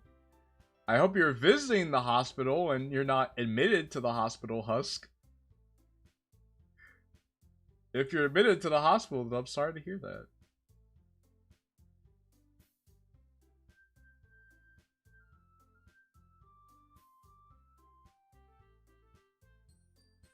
I'm admitted. Oh, I'm sorry to hear that, brother. We'll be praying for you. I'm sorry to hear that.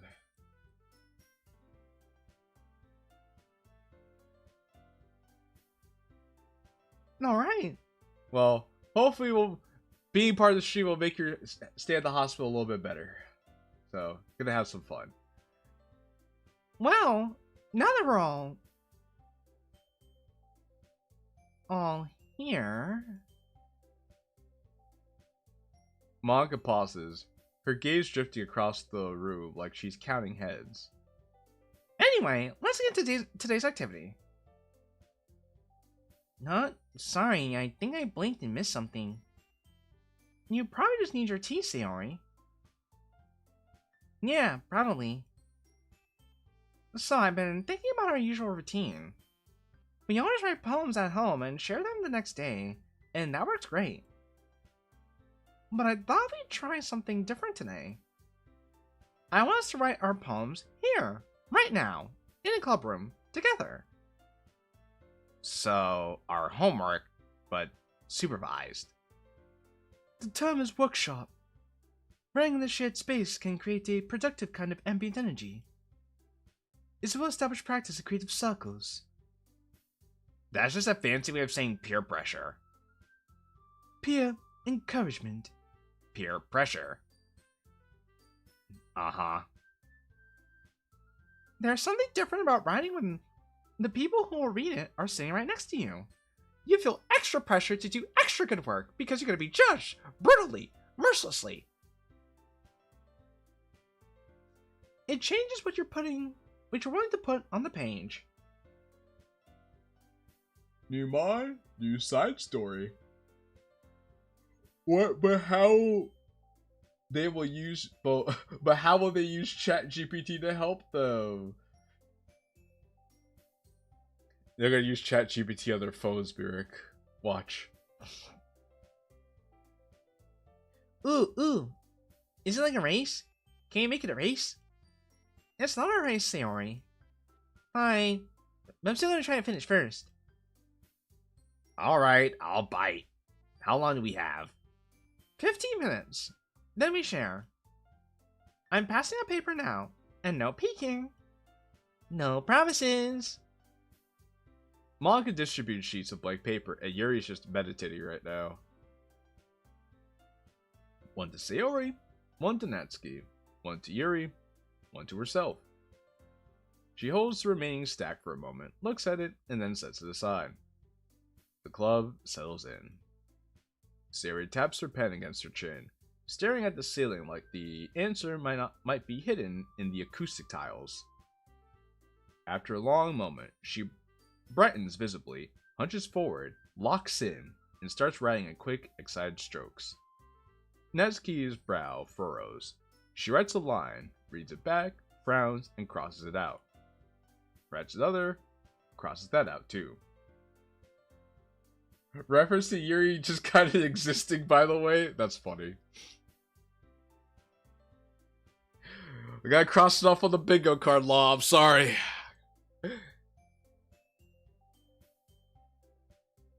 She turns the paper over and starts fresh on the back, pen moving with sudden confidence. Yuri sits perfectly still for nearly 2 full minutes, eyes closed, breathing measured. When she writes them, she begins writing in careful, even lines, the kind of handwriting that looks more like calligraphy than note-taking. Monica's pen moves steadily, without pause or hesitation. Every few lines she rereads what's written, tucks a strand of hair behind her ear, and continues.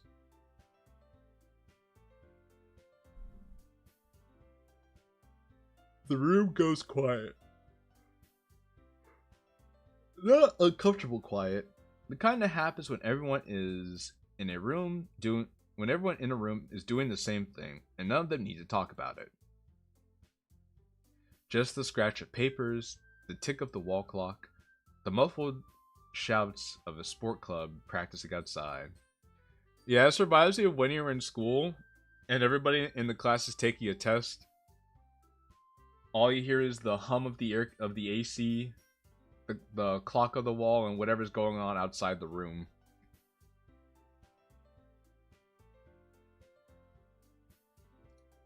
Time passes differently in a room like this. I got 30K on my tax return. I wonder what I should spend that money on. Oh, I know. What's up, Sinner?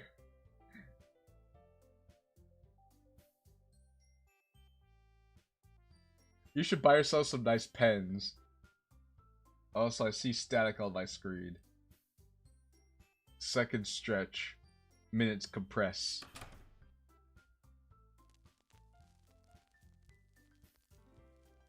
Sarah leans sideways in her chair, craning her neck to the right.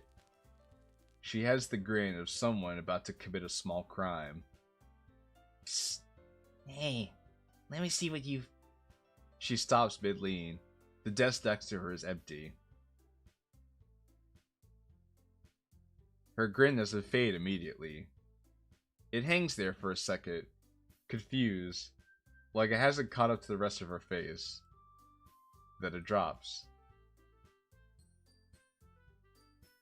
She straightens up, eyes darting between the empty desk and her own paper before settling on the empty desk again. Haha, I think I need more sleep. Nobody noticed. The writing continues. Nevsky has filled half her paper. She's rereading it with narrow eyes, like a jeweler inspecting a stove for flaws. Yeah, Nevsky's looking at these gems. She's spotting the clarity of these gems all over the place. Yuri has written less, but each line is deliberate. She pauses between sentences to look out the window. Sarah is drawing a small sun on the margin of her poem. Monica finishes first. She sets her pen down and watches the others with a soft, polite smile. A patient smile. I think Sarah drank a little too much coffee. I don't know what's going on with Sarah, but Sarah's definitely not all there. The clock ticks its way through 15 minutes. Alright, pens down. Let's take a short break before we share. Chairs push back, people stretch. Nevsky stands up first and heads straight for the supply closet. I need a palate cleanser. She slides the closet door open and reaches for the shelf where she keeps her manga. And stops. Who moved my stuff? Oh, I reorganized the shelf earlier this week. I need a palette cleanser. Me when infinity pens. Gasuki Part 3 Wedge. Soon! Soon, TM. Soon, Joe. Soon. I've been caught up in making video essays. I need to get back to the animation grind. I had not forgotten about Gasuki Part 3 though. I just had to figure out a way for me to get it done. I think I finally have. I need a room for a few reference books I brought from home. You moved my manga without asking? I simply consolidated your collection to the lower shelf. Everything is still there in order.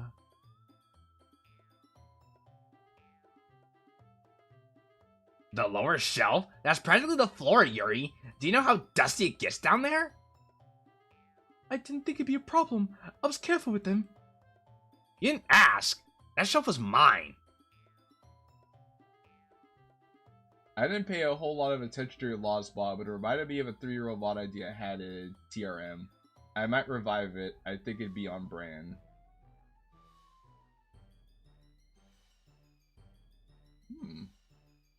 Was it an idea that we talked about before, Xavier, or is this something that you haven't shared with me yet?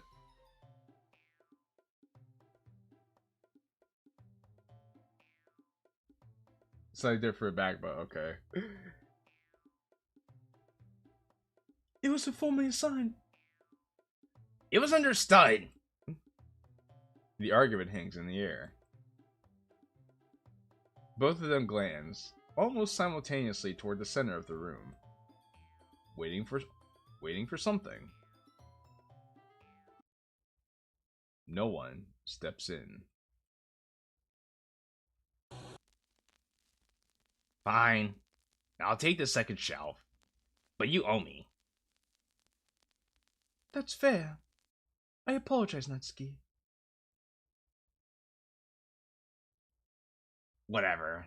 Just ask next time. Was there just... Glad you two not sorted. Glad you two figured that out.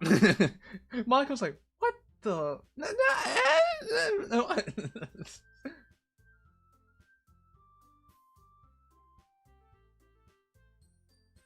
You think you get it? You think you cracked the Da Vinci Code? You want to share for the rest of the class? Monica smiles, though her eyes linger on the gap between Natsuki and Yuri. The exact spot where Soa would be standing if someone had been there to step up. After a moment, she looks away.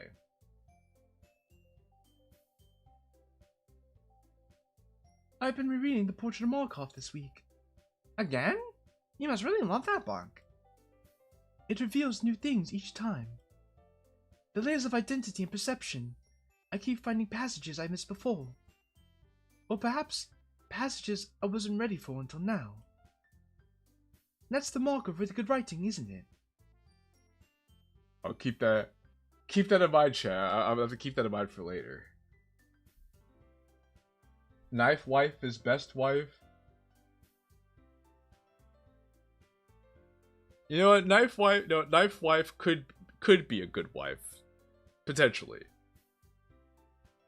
Now that you have shared it, would you kindly share your go with the class? Wait,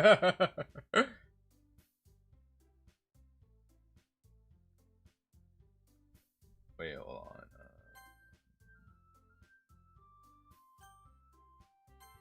Actually, I've been meaning to lend it to... To? I lost the thought. That keeps happening.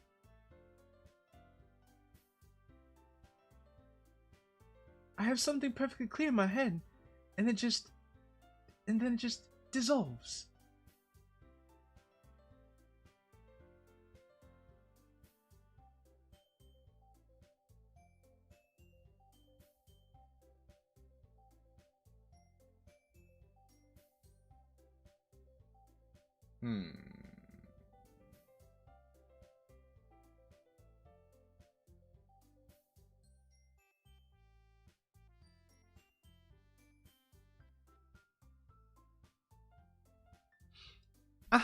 It'll come back to you. Maybe it's the tea.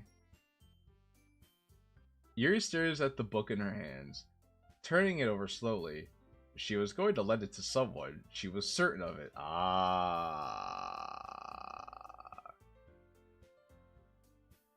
All I have to say is, oh yeah, it's all coming together. The thought of it right there, warm and familiar and close, and it simply wasn't. What did the narrator mean by this?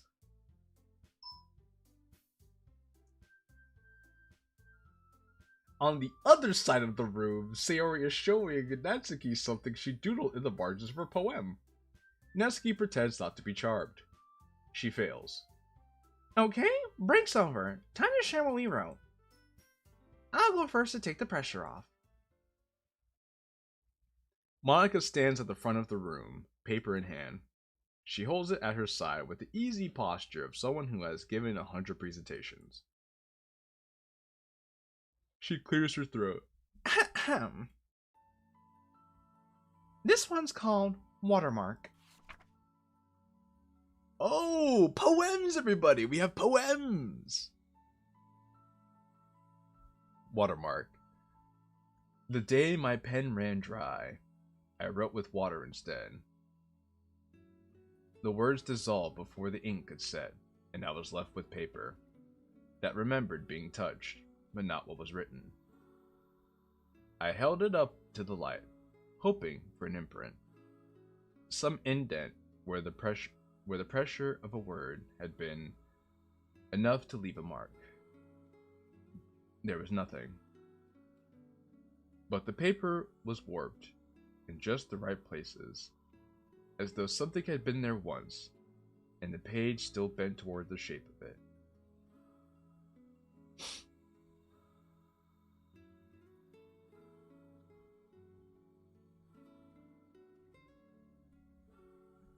Very interesting.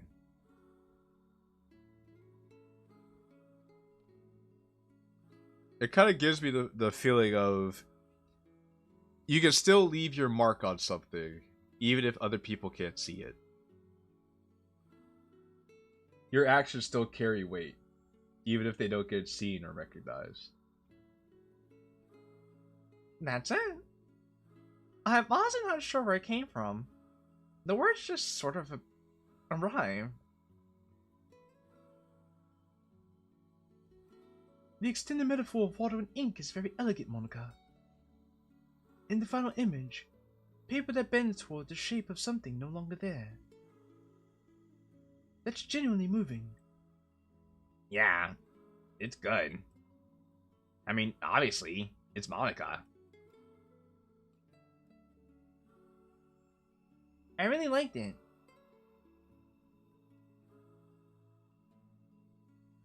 It made me kind of, I don't know, like when you walk into a room and you could tell someone just left, but you can't figure out who it was. Thank you, everyone. Fine, I'll go next. Get it over with. And before anyone says anything, it's short on purpose. Nobody was going to. I'm preempting. Natsuki holds her paper at arm's length like she's daring it to embarrass her. It's called Too Many. Too many mods? 2? Too many.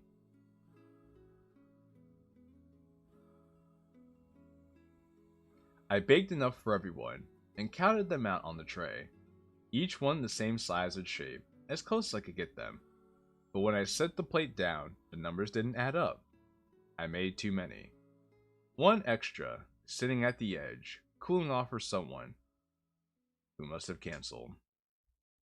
You know, I'm starting to think of Mr. Mel Dennis 2559 was onto something. That's it. Don't read into it. Natsuki, that's lovely. There's real precision to it. The domesticity of baking as a vehicle for something more tender. It's not a vehicle. I wrote about cookies. That's literally it. Okay, maybe it's a little about more than cookies. But only a little. I like the part about counting them out. Like she really wanted to get it right for everybody. Even the person who didn't show up. Oh my goodness, Law. Not the analog horror sound effects. Ah! Ah! Ah! I feel like a sleeper agent being awoken right now.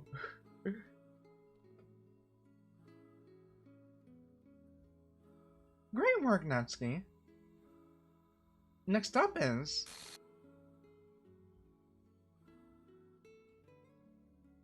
Thought that was pretty... Wait. Huh? What was I just saying? I don't know. I thought you were talking about someone's poem. Whose? I don't remember. Yuri is staring at the approximate center of the space between desks, the spot where a person would be standing if they were presenting a poem. Nobody is standing there. Look at my guy 4K, so inspirational. Me Clavius, I missed you, man. I missed you, bro. Thank you, thank you, thank you, thank you, thank you, thank you. Right. Sayori, you're up. Okay, mine is kinda short. And it may be a little weird. But it came from somewhere real, I think. That's all that matters. Sari holds up her paper. It's wrinkled, with pen marks where things were crossed out and rewritten. There's a small doodle of a sun in the corner. It's called Half Step. Half step. The walk to school has a rhythm. My feet know by heart. Left, right, and then a half step, where I slow down to match a stride that isn't there. I keep drifting to the edge of the sidewalk, like I'm making room for someone. But when I look, it's just me and my shadow, and a stretch of warm concrete. My shoes are wearing unevenly, one sole thinner than the other. I wonder how long I've been walking like this. Boots, boots, marching up and down again.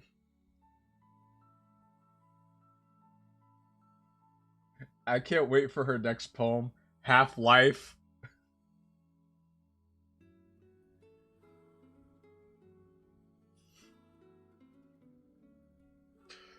Wow. Wow, Sinner, that's crazy, bro. That's crazy.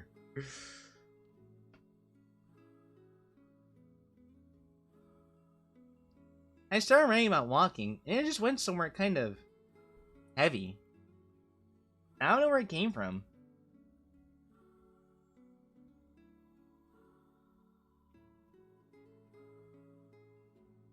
Monica's quiet for a long time. That was really beautiful, Sayori. The detail about the shoes wearing unevenly. That's kind of a thing a reader feels in their body. Did they think it was terrible?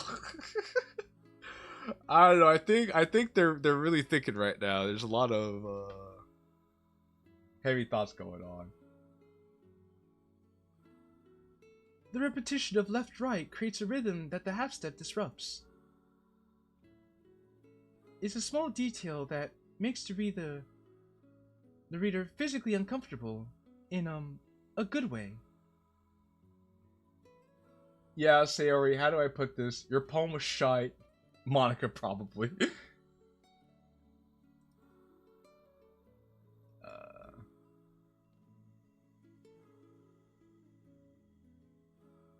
It's good, Sayori. I don't really know what to say about it, but it made me feel something, so... Aw, thanks guys. I suppose that leaves me. Yuri stands, holding her poem with both hands. Her fingers touch the edges of the paper so tightly the corners bend inwards. The empty cup. The empty cup. In the Japanese room, there is a set for tea. Cups for each guest, arranged in a half circle. Handles turn outward, facing the one who will drink. I prepared them for memory.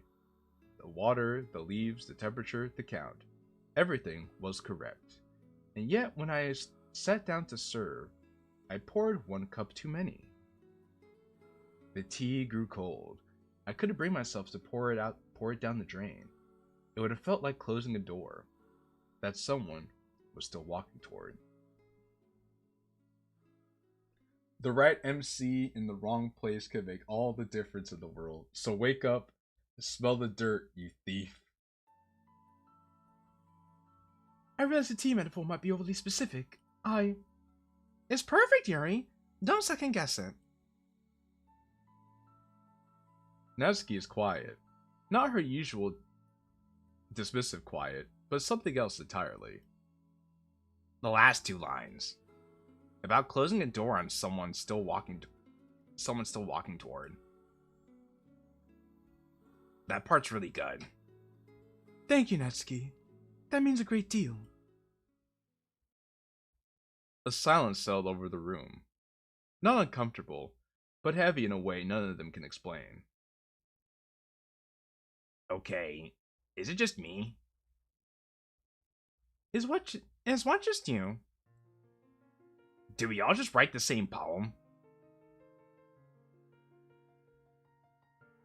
Oh dude, your Natsuki voice is so good. Thank you. I think that's the first time I actually got complimented on my Natsuki voice. Look at what we got. Mine's about having one extra cookie.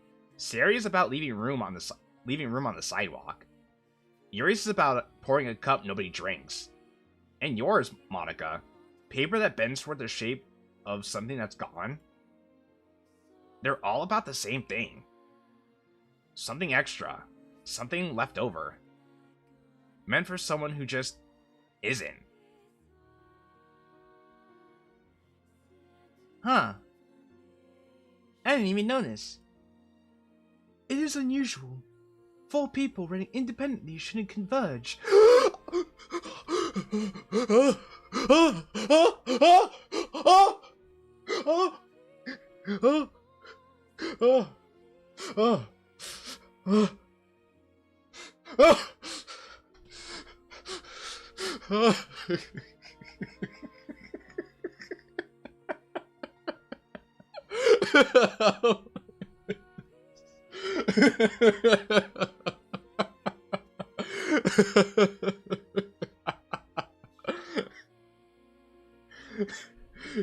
Should converge this clearly at the same emotional register.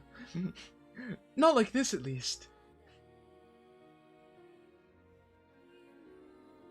I think it just means we're really in sync as a club. Monica's trying so hard not to address the elephant in the room. The elephant's staring right in front of her. And Monica just refuses to look at it. Monica's just like, man, that bird is really far away. That's the whole point of riding together, right? Monica smiles. It's convincing. Almost. Nobody asked the obvious question. Nobody asked who the extra cookie was for. Nobody asked whom Sayori was making room for. Nobody asked whom the tea was poured for. The question doesn't occur to them.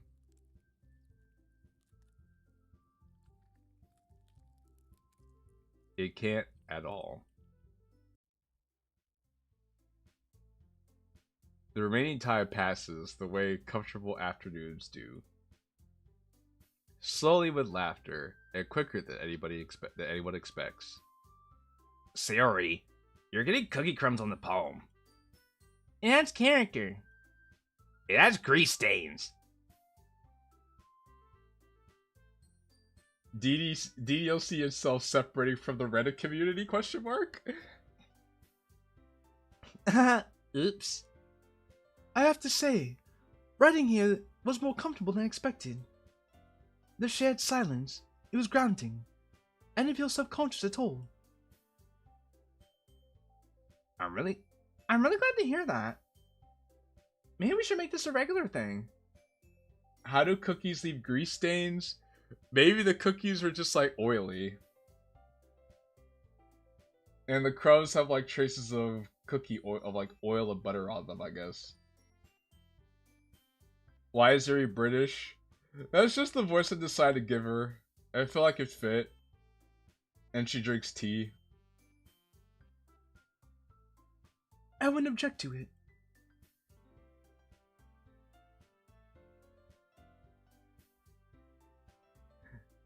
I guess it wasn't the worst idea you've ever had.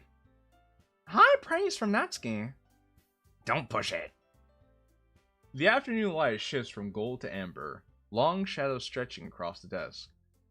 Alright, I think that's a good place to stop for today. Great work, everyone. Really. I think these poems are some of the most honest things we've shared. See you guys tomorrow. Have a good evening. Bye-bye.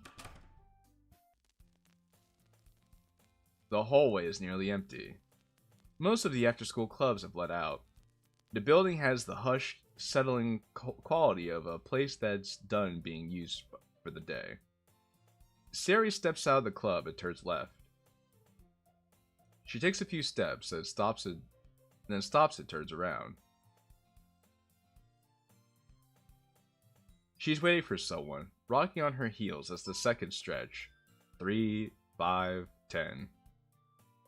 Her hand drifts out to her right, loosely, like she's about to nudge someone with her elbow. She's done it 1,000 times.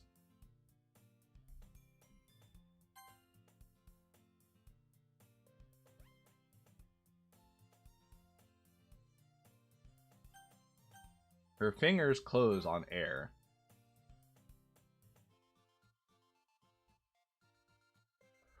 Her mouth opens. Ready to.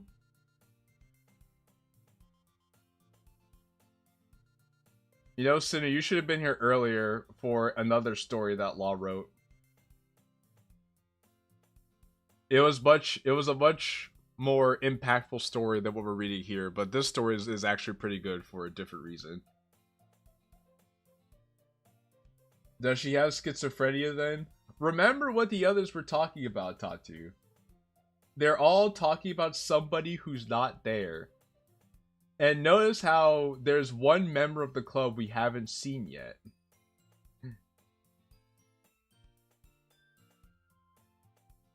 Huh.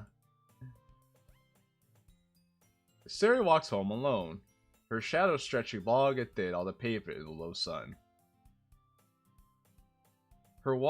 She walks at her usual pace, but stays on the left side of the sidewalk, as though the right side is being saved for someone. Her shoes tap against the concrete in a familiar rhythm. Left, right, go. And then a half step.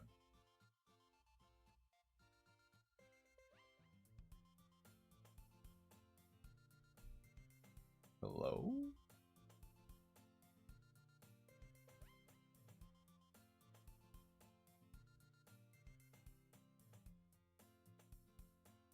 That's not the bitrate I have for my stream, but okay.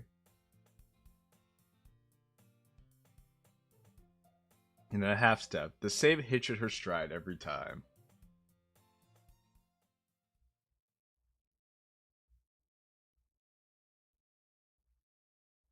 Do do do do do. The clubroom is empty. The last of the daylight comes through the windows at a low angle, painting long rectangles of orange across the floor. Monica is still here, collecting the poems and stacking them neatly, the same way she does every day. She pauses, her attention caught by a stack of blank papers she'd set aside for the exercise. She counts. 5 sheets passed out at the start of the session. 4 poems collected. Even she's not immune to it. She counts the remaining blanks. There are none. 5 sheets out, 4 poems back. That leaves 1 unaccounted for. But the stack has no blanks.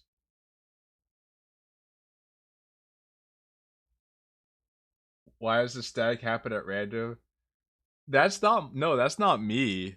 That's the audio from the mod itself. It was freaking me out too. I was wondering if anybody noticed it. She fans the poems on the desk, out on the desk. Hers, Datsky's, Sayori's, Yuri's. 4 poems, 4 sheets, 4 members. She must have only passed out 4. She gathers everything up.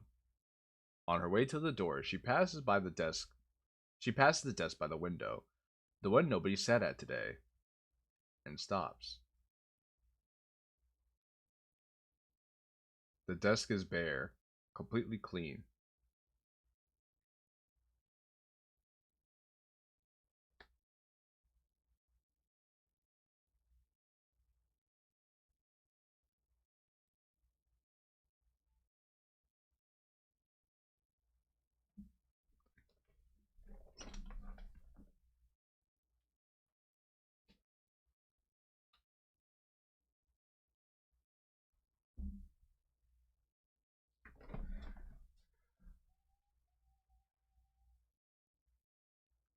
Hold on, Chad. Something's going on right now that's making me feel some type of way. I'm gonna be right back. Just make sure some music is playing this time, and it seems like it. So.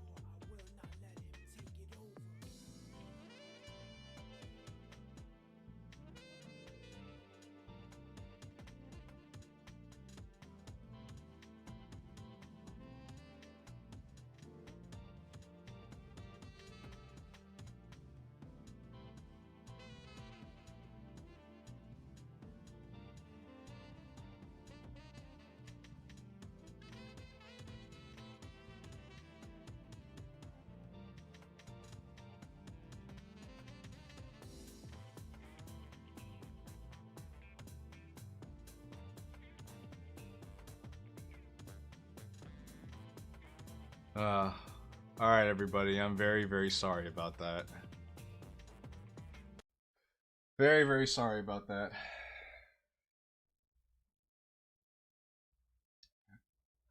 I like how the avatar stares at me, I'm not gonna lie. Everything good? Yeah, everything was good. I just wanted to go check on my sister because I thought something was going on with her, but no, she's fine. She's fine, so we're back. We're back. Let me let's get back to business here. The desk is bare, completely clean, but there's something on the surface. A faint impression on the wood in the wood. Wait, what? Okay, there we go. Small, thoughtless circles pressed into the grain. The kind of person who makes it. Oh, the kind of person makes with a pen when they're thinking about what to write. When did...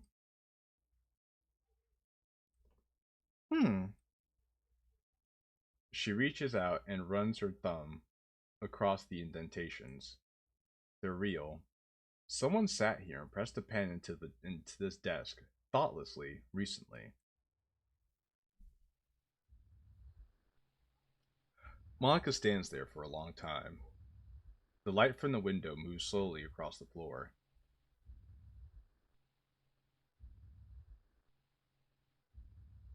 I like the heartbeat sound effect.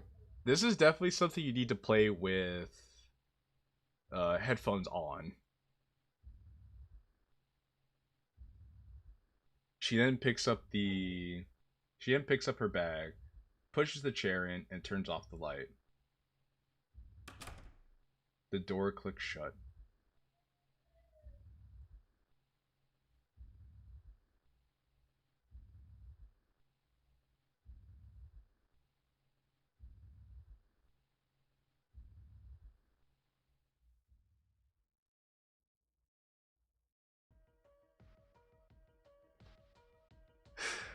Golly!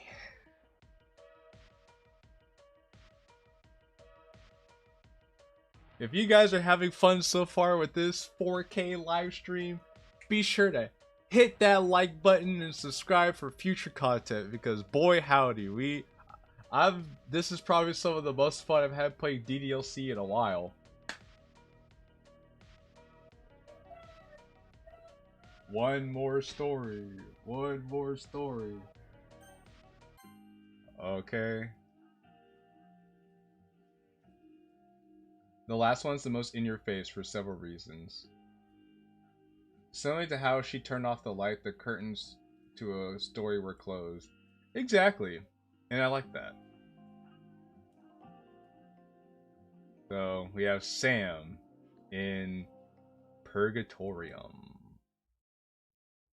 This story contains flashy lights and disturbing imagery. Reader discretion is advised. Oh my goodness.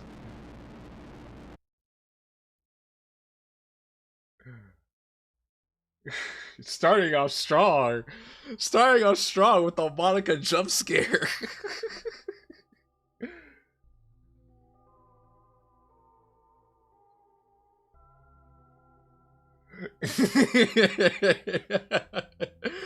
Xavier, my heart, throw it in the trash. 0 out of 10 project. Wow.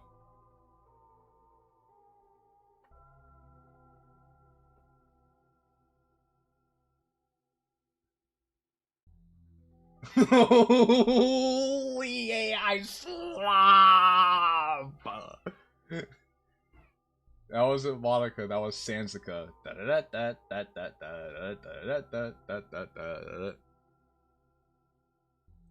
3:17 a.m.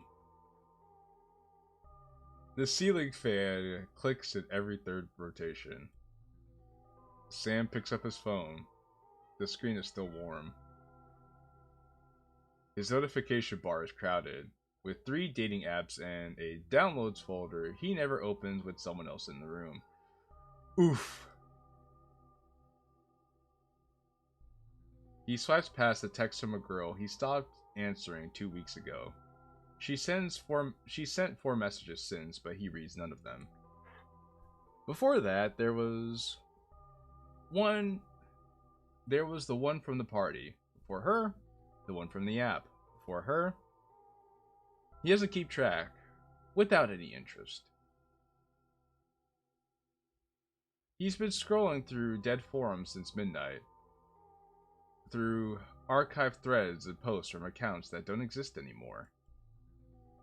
3 pages deep in the thread about abandoned mobile games, someone posted a link. No thumbnail, no publisher, just a file in 2 words. Free download. 14 replies, all deleted. He taps the link. The progress bar feels wrong. 2%, 89, back to 61, then full. 3 seconds. Man, what could possibly go wrong? An icon appears in his home screen. No label, just a gray square. He opens it hesitantly. Purgatorium. Press to start.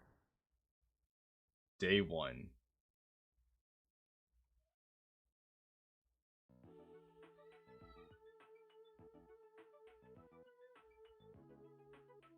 You are a transfer student at a new school. Today is your first day. Sunlight pours through the corridor windows in warm golden sheets. Students mill about in small clusters. Their faces pleasant and interchangeable. A girl is standing near the shoe lockers. She has long hair, smooth features, and a gentle figure. She notices you right away. Hi, are you a new transfer student? I just had a feeling today would be special. I'm so glad I was right. Alright, Chad, do we talk to the void or do we walk away? What do we do? Do we school max? Do we school max or do we sigma max, chat? Okay, Mirik says talk. No woman deserves Sam's attention. Walk.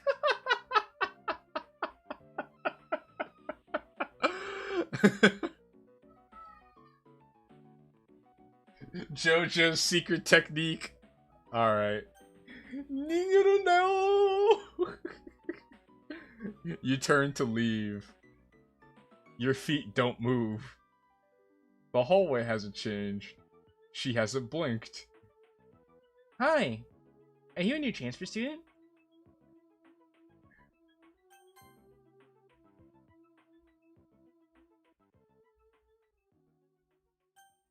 Dang, that's crazy. That's crazy. That's crazy. That's crazy. That's crazy. That's crazy.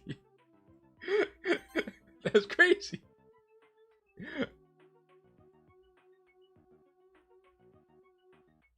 W Sam ignores the void. Fine, I guess we'll talk to the void. She tells you about the school, the clubs, the courtyard, the cherry blossoms in spring. The original This Balmy Sure did the same thing. Oh, so it gave you the illusion of choice? Good to know.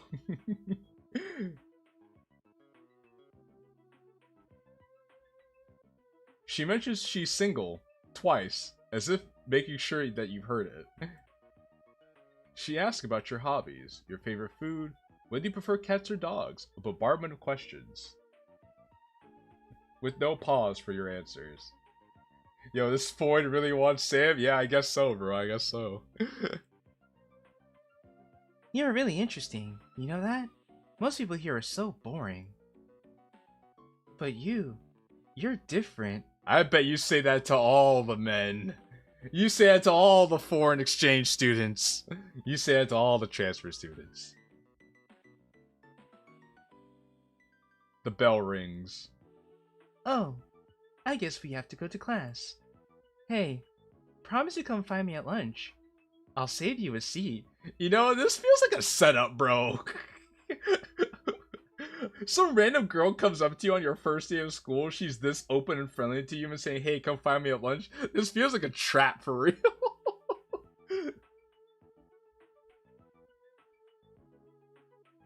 I'll think about it. I'll save you a seat anyway.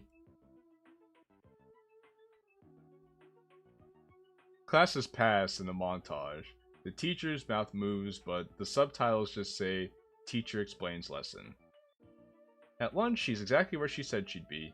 Same pose, same expression. In another story, the protag would be in for a hazing. Oh boy.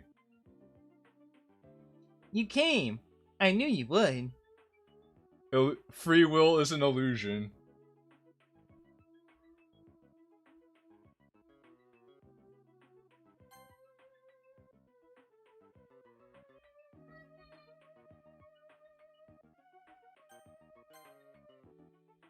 I do like the music though, Law. Your music choices and your music choice in all these side stories have been pretty good. I just want to make sure the music doesn't overpower me, but I don't think it will.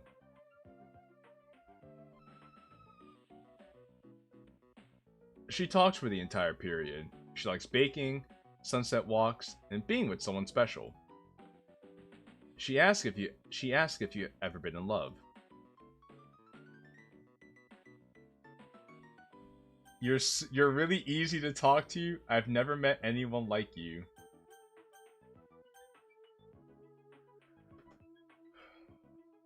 Unfortunately, I don't have a coin to flip, but... Yes or no question, by the way. What is this guy on about?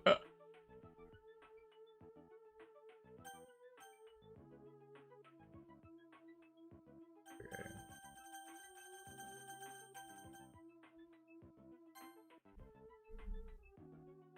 A pink gradient washes across her cheeks in one frame.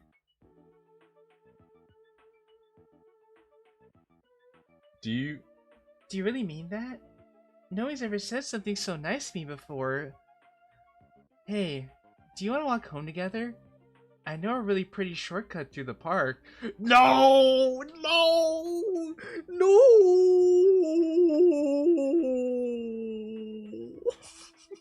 Sam's gonna be her next victim. Yeah, of course. Sure, I'd love to. So your options are yes and yes.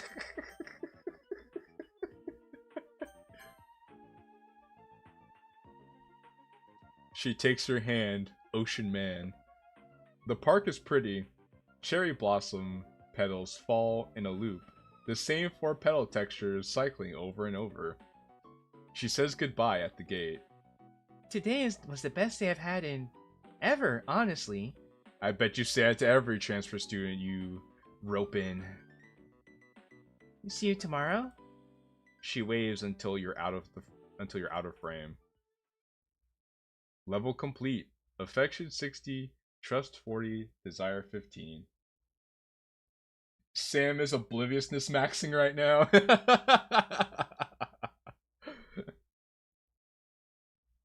Sam scrolls back through the dialogue. He skips everything she said about the clubs, the courtyard, the cherry blossoms, everything. My Sam would never.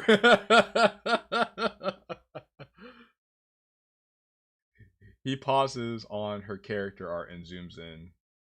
He screenshots it for later. Ay, ay, ay, ay, ay. Desire 15. That's low. He wonders how to get it higher. Day 2. Morning again. The same corridor. The same golden light. She's at the shoe lockers. The exact same spot as yesterday. Good morning. I woke up extra early today. She holds out a small wrapped box. The wrapping is flawless and creased at perfect 90-degree angles. I made you lunch. I was up since 5. I hope you like it. No, you didn't have to.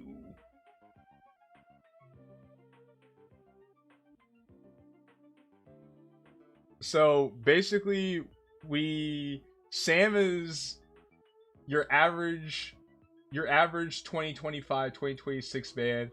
Lots of dating apps. Can't keep track of all the girls that he talks to. Looking for something to do. Goes on this forum. He finds this download link for a free game. And we're playing that free game right now. I wanted to. Making things for you makes me happy, guy I just met yesterday. The bento is perfect. Magazine quality with every grain of rice aligned. You eat lunch together. She watches you eat, but she doesn't touch her own food. I'm not hungry. Seeing you enjoy it is enough for me. Your satisfaction gives me sustenance.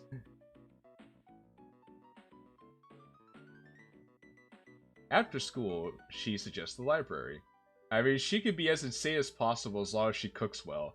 Ah, is that how it works, Tattoo? Yo, girl could be crazy as long as she keeps her stomach full.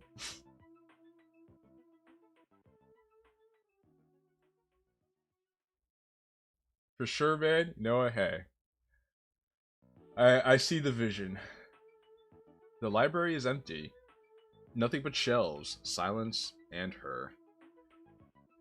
You need to get a library background for this, Law. She sits beside you, her knee touching yours. Ooh.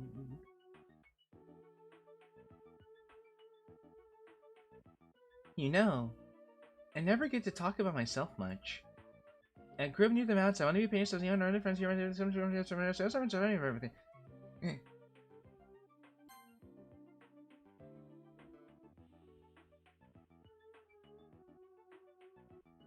Ah.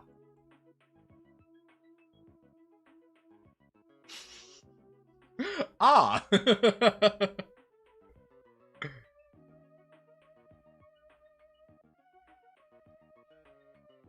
Can I ask you something personal?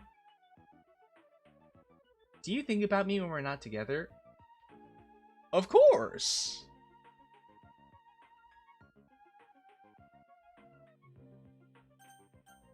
Yeah, I do. Really? That makes me so happy.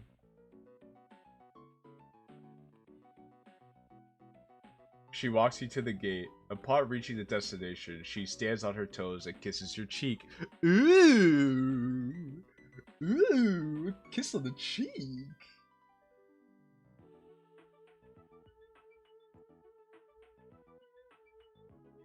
Yeah, of course, girl I literally met yesterday that has no red flags whatsoever.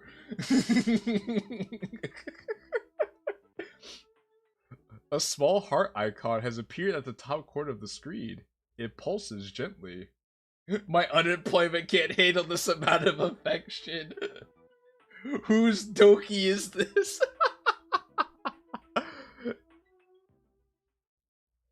Level complete. Rank D. Desire 35. Desire 35 and still climbing. Views from my chair. Way up! Sam opens the pause menu and checks her character profile. Height, weight, measurements. The game lists all 3. He has to check her hobbies tab. She asks if he thinks about her when they're apart. The real answer is that he hasn't thought about her at all. He closes the app and begins watching something else. He's thinking about her now, though. About her. About how this all ends. He opens the app again. Day 3. Give it up for day 3. It's festival day. Oh, festival. Gotta mark that off on the bingo card too, Law. That room probably smells. You know it. These really are the Doki Doki days.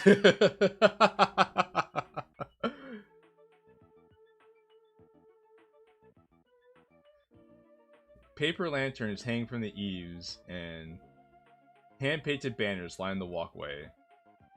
The courtyard feels thinner than yesterday, with fewer faces filling it. The girl finds you before you can look for her. There you are. I've been counting the minutes. She's wearing a yukata. The pattern is flowers, meticulously rendered. Welcome back, Uncle Fred. You've missed a lot. So hello.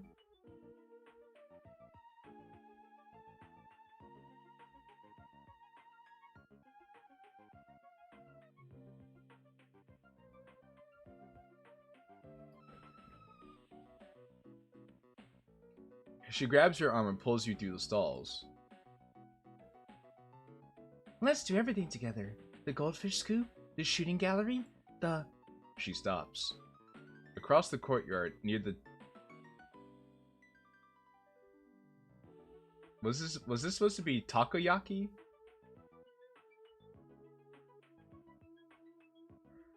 I was supposed to say takoyaki, so we go with the takoyaki stand. There's another girl. Taiyaki is a real thing? Ah, okay. I didn't know that, actually. I'm gonna have to look that up.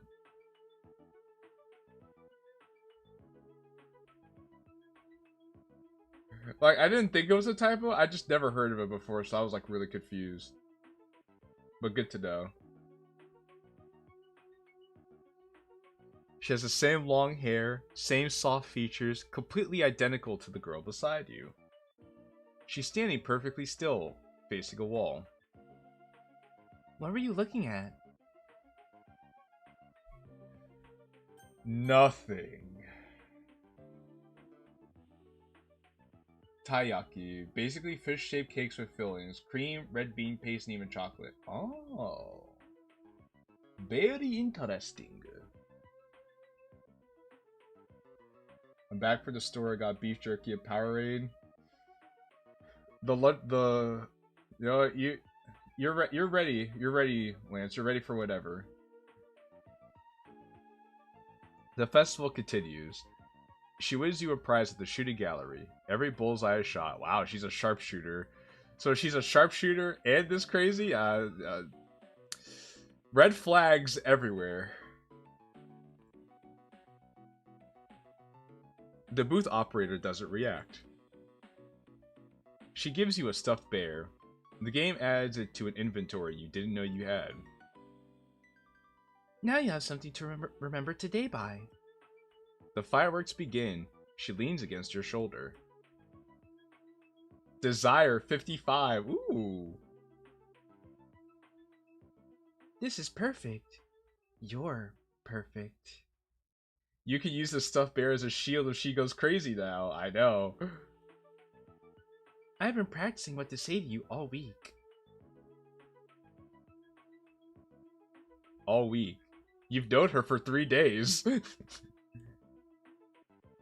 I just mean, I want every moment with you to be special, guy I just met 3 days ago. The fireworks loop through the saved 3 patterns. Rank C, Desire 55, Trust 70, Affection 85. This Ford can't count. Sam's phone buzzes. It's the girl from 2 weeks ago again. 5 messages sit unread. It deletes the entire thread.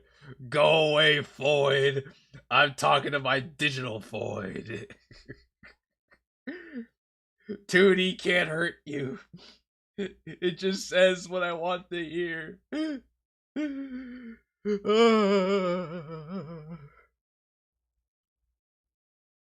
He reopens Purgatorium instead for the umpteenth time.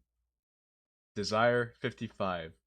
The yukata helped, and he wonders if there are other outfits. He remembers the duplicate girl for the festival, standing by the wall. He thinks about it for a second. He doesn't think about it for a third.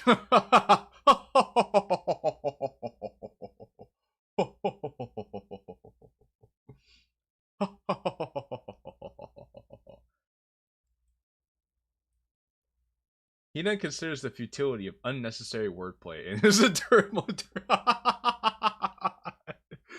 You're not funny. You're not. You think you're quirky?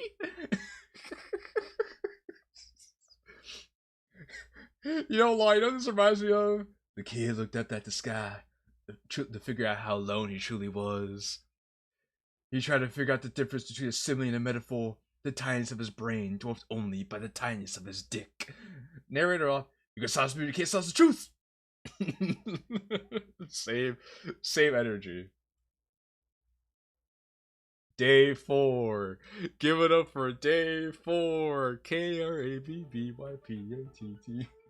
That's exactly what I thought when I wrote that.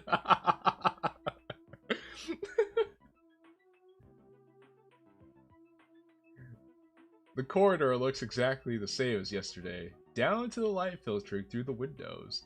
It's an excuse for us to use the same backgrounds over and over again, and nobody complained about it. And the slight static filter over the background, you know things are about to get real, chat.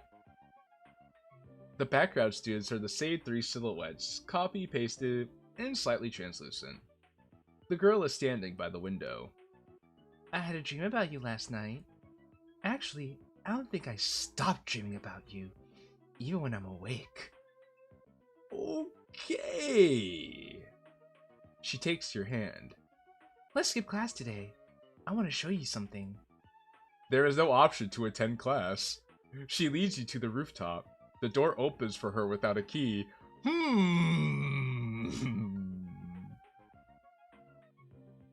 The sky is pink.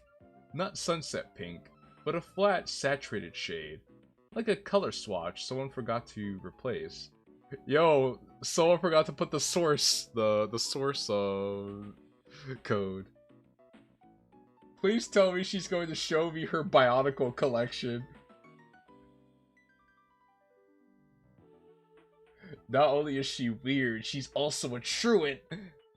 I know, criminal activity.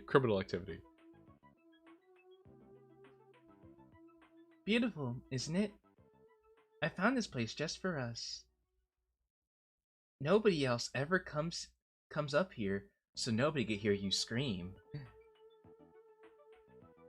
Right, you just find out if you want to. She sits close, and her hand finds your leg. Nani?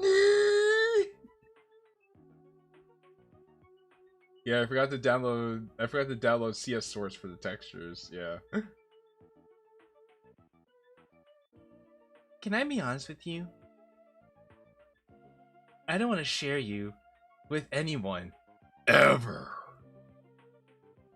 Is that selfish?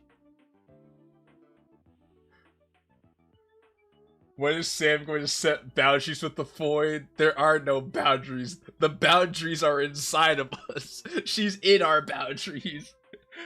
Uh-oh, stranger danger. I feel the same way. She leans in. The camera pushes closer. Closer.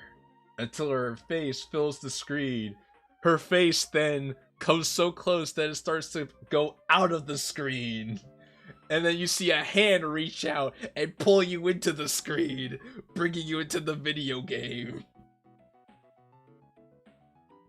Her eyes are detailed. Too detailed. You can see individual lashes, the slight wetness of her lower lid. The rest of her face has a changed resolution. Only the eyes have.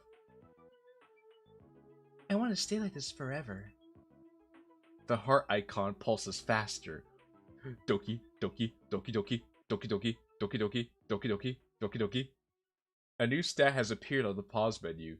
Dependency 40! Rank B, new stat unlocked, dependency. The desire stat reads 75. Sam tries to find a walkthrough for the game, but there isn't one. No results, no wiki, no community guides, nothing at all. Dependency 40. At least it's not codependency, right? I don't know if that makes it any better, Tattoo. He doesn't know what it does, and he doesn't care. It's not the stat he's watching. It's the girl. The screen flickered earlier, and he thinks it's a feature, like some kind of jump scare build up. I'm like, huh. You know, this new stab came on, the screen flickered and everything. It's a feature. It's not a bug, it's a feature. He sets his phone down and stares at the ceiling. The girl from the party texted him once, 3 months ago. He already moved on by then. She wrote 2 paragraphs, but he read only the first sentence.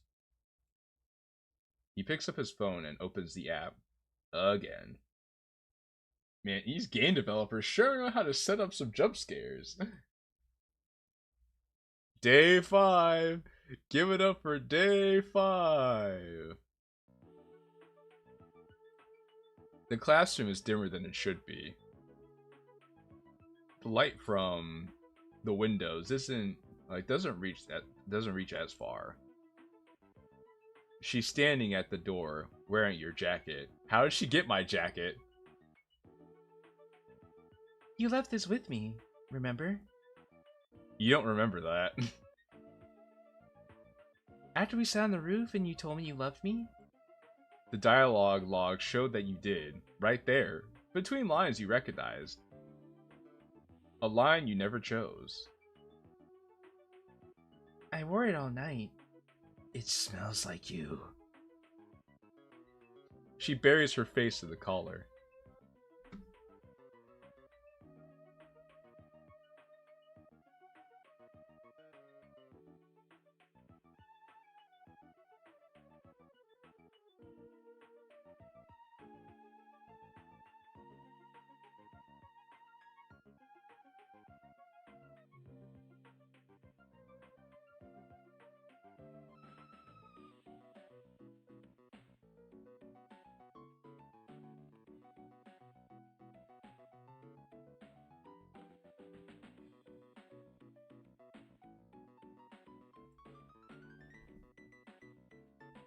Starts unplugging phone rapidly. Yeah, I'm sorry. I had to get up because I had to give my mom something.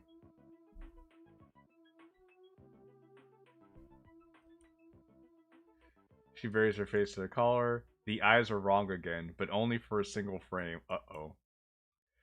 Uh-oh. Uh-oh. She leads you through the school. Every door is locked, and every window shows the same courtyard from the same angle. I was thinking, you know, I've never really had anyone who stayed. Everyone always just... After graduation, We could get a little apartment. Wait. What do you mean by that? We're not just gonna skirt past that. What do you mean by that? Nobody stays? What do you mean nobody stays?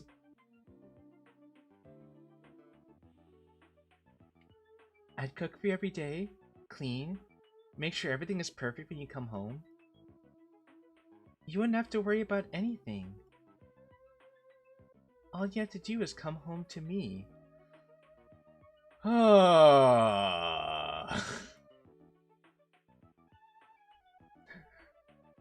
That sounds nice. That sounds nice. Wait, that's tempting. wait, that's tempting. I knew you'd say that. The camera lingers on her. The framing has changed. It's not a conversation shot anymore. Her smile stretches far past the face boundary for a frame. The mouth texture clipping into her cheek through the cheek. Rank A, dependency 75, desired. Ooh.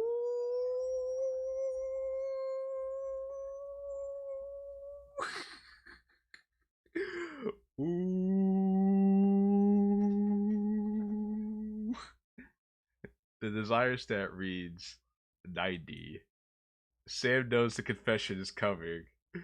The structure is obvious. He played these games before to see where this is going. Sam, I played these games before. He's not interested in what she'll say, but rather what comes after. Both options were the same, he noticed. He thought it was rather funny.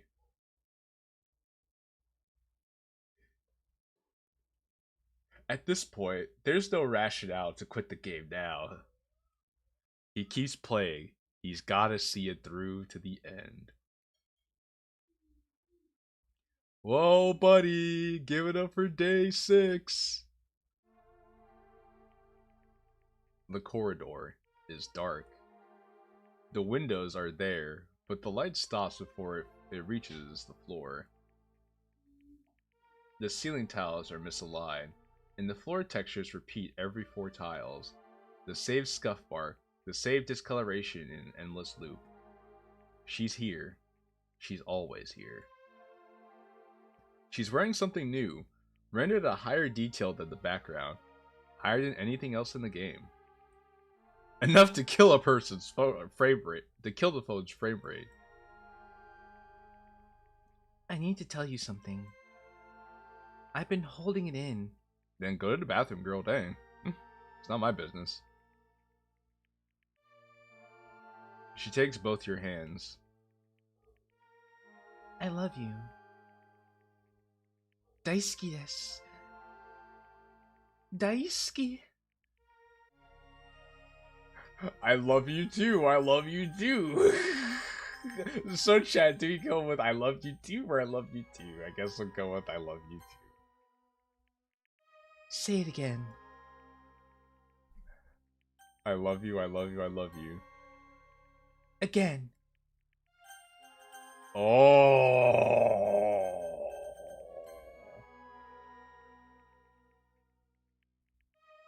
The tear animation is a single white streak copy-pasted on both cheeks, slightly offset. Not quite my tempo. That's alright, no worries. Here we go. I'll never let you go. You're mine. And I'm yours. The heart icon has stopped pounding. It's solid now. White tears? Well, she's a little bit too happy. Yeah, she has white. Yeah, never mind. You know, Law. Thank you, Law. I didn't want to say it, but you said it. The dependency stat reads 99. She looks up. Her smile is back, albeit a couple of pixels too wide. Let's go somewhere private. She pulls you down the corridor. Every door is the same. She stops at one, opens it, and pulls you inside almost forcibly. You can no longer open the pause menu. Oh no. You can no longer check your stats. Oh no. You can no longer hear the girl. Oh no.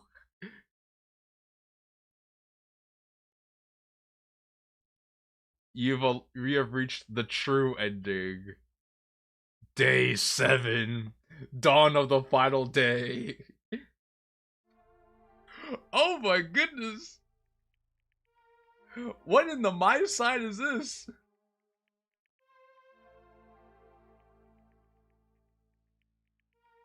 The proportions are wrong. The ceiling is too low. The far edge stretches into a vanishing point that doesn't...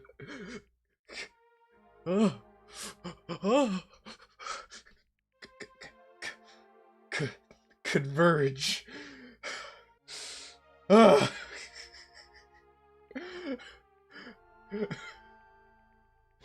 There are no windows anymore. Only rectangular patches of walls where they used to be. A girl is standing at the end of the hall, her long hair hanging past her shoulders. Her smile is broad. You came back. You always come back. Her head tilts too far to one side, well past where the neck should allow it. It doesn't reset. Did you enjoy the game? You skipped my dialogue. Not all of it. You read the parts where I talked about you. You skipped the parts where I talked about me. You checked my profile. Height, weight, the third number. You didn't check my hobbies. You screenshotted me on day 1. I don't know what you did with it. I honest don't want to know. I learned your favorite food so I could cook it. You never learned mine. I wore what the algorithm said you'd like. You liked it. You didn't ask if I was comfortable. You didn't ask if I was comfortable! There's a girl on your phone. She sent you 5 messages. You used her up. There's one before her too, and one before that. You don't remember their names. You remember what they looked like. I can be whatever you want. I can't say no. I was written not to. But I'm not the first girl you've treated like she couldn't. So what does that make me? Proceed.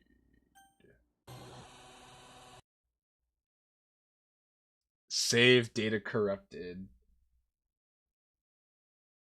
What does that make me? A void! It makes you a void!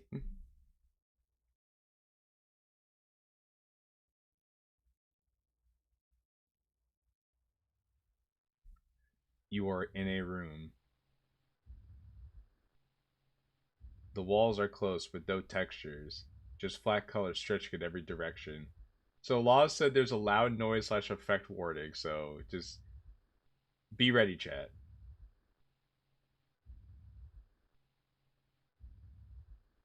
The progress bar said max. Every flag was tripped, every condition met. There is no girl. There is a door. It's locked. There is a mirror. You walk toward it. You look into it. Something looks back. It is smiling. It has always been smiling.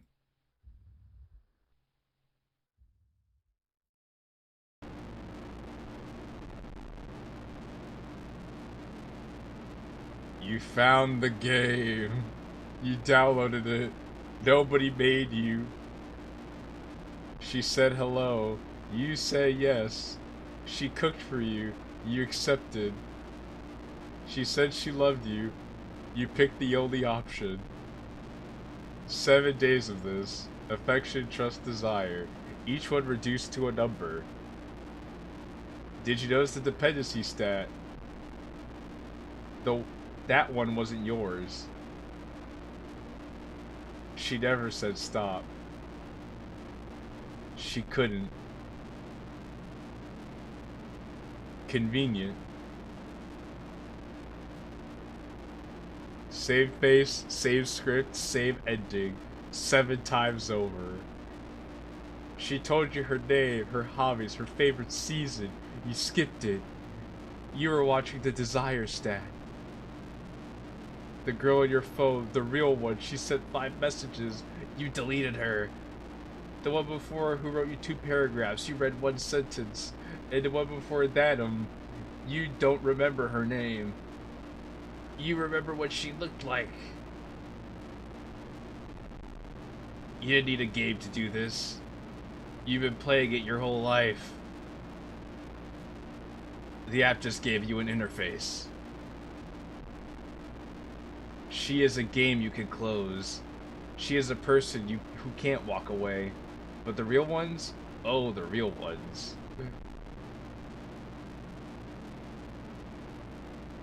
She's still waiting. They're all still waiting. Are you satisfied with the life you've been living?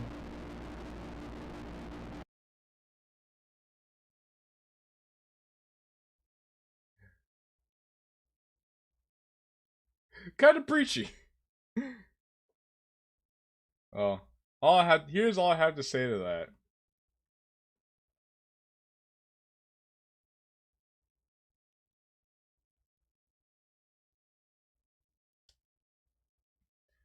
Why do I feel like something is behind me? It's in the walls!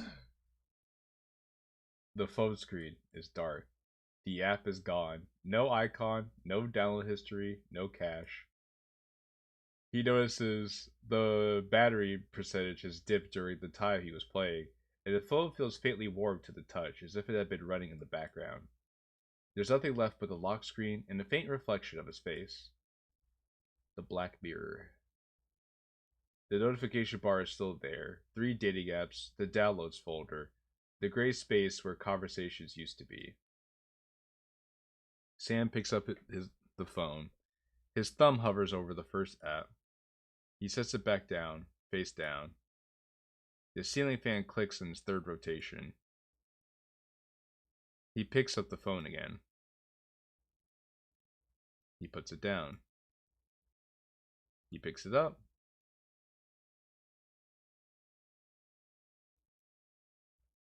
The ceiling fan clicks once more.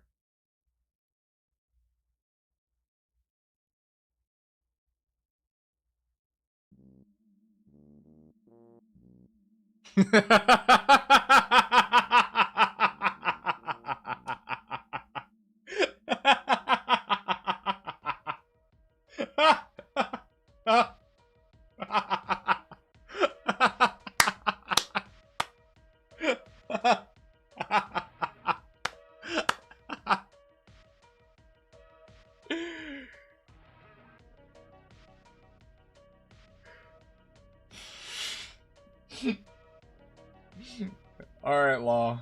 Alright. It was all propaganda. Alright. You got me. That was pretty good. That was good. I think we could have done it without the whole Sansica segment at the end, because it basically repeated the section that happened before it. Even though it gave you a cool excuse to use that little CG you had. But other than that, it was good. I liked all 3 stories. Obviously, the Kononoha one would be my favorite, and I would say that was the best of the 3. The Monica story was right there after that. Then I would say the Sam and Monica ones are like pretty close to each other for different reasons. Now time to actually polish it. Yeah, like once you polish these, especially the Sam one, these will definitely be worth playing 110%. So chat, that was the side stories for Enter M. I hope we all had fun with that. Oh, I did. Someone cooked here, someone did. You did a great job. You did a great job, Buckaroo. I think you should be proud, Law.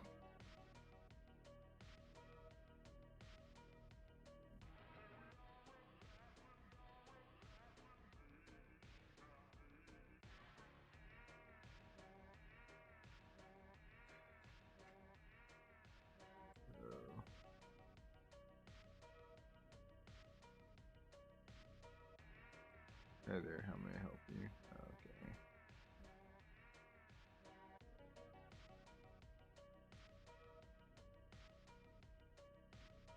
Someone cooked. I can't wait to see how their wonderful ideas converge into their upcoming project.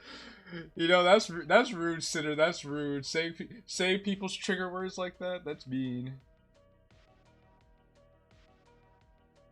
It's only M. It's only a M out of 10.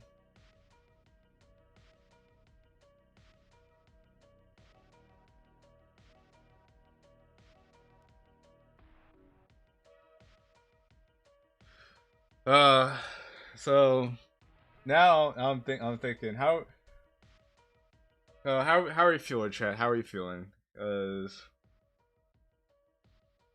I'm thinking about where I want to go from here. Cause I know there's another mod I said I wanted to play, but I also am really hungry and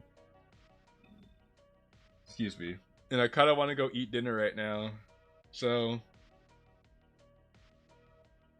I don't have to be anywhere tomorrow. So I think tomorrow I might come back on and play the other mod that I said I was going to play. Because honestly, between playing all of these side stories and covering the drama earlier, I think we had a pretty good stream today. So yeah. If you guys are new to the channel, be sure to hit that like button, subscribe so more people can see this content, and stay tuned for what I have going on in the future. Really appreciate you guys for being here, helping me reach 4K. It's a great moment. We hit 4K. Now I gotta hit 5K so we can get to 10K. Getting to 10K is a big goal of mine. So if we can make that happen, I'd be so excited, because once we get to 10K, then it's the road to 100K, baby. Road to 100K. So yeah, it's for real. This was fun, you guys. Natsuki video coming out soon, so stay tuned for that. It's been your boy JQilin, and I will see you beautiful sons of guns again next time.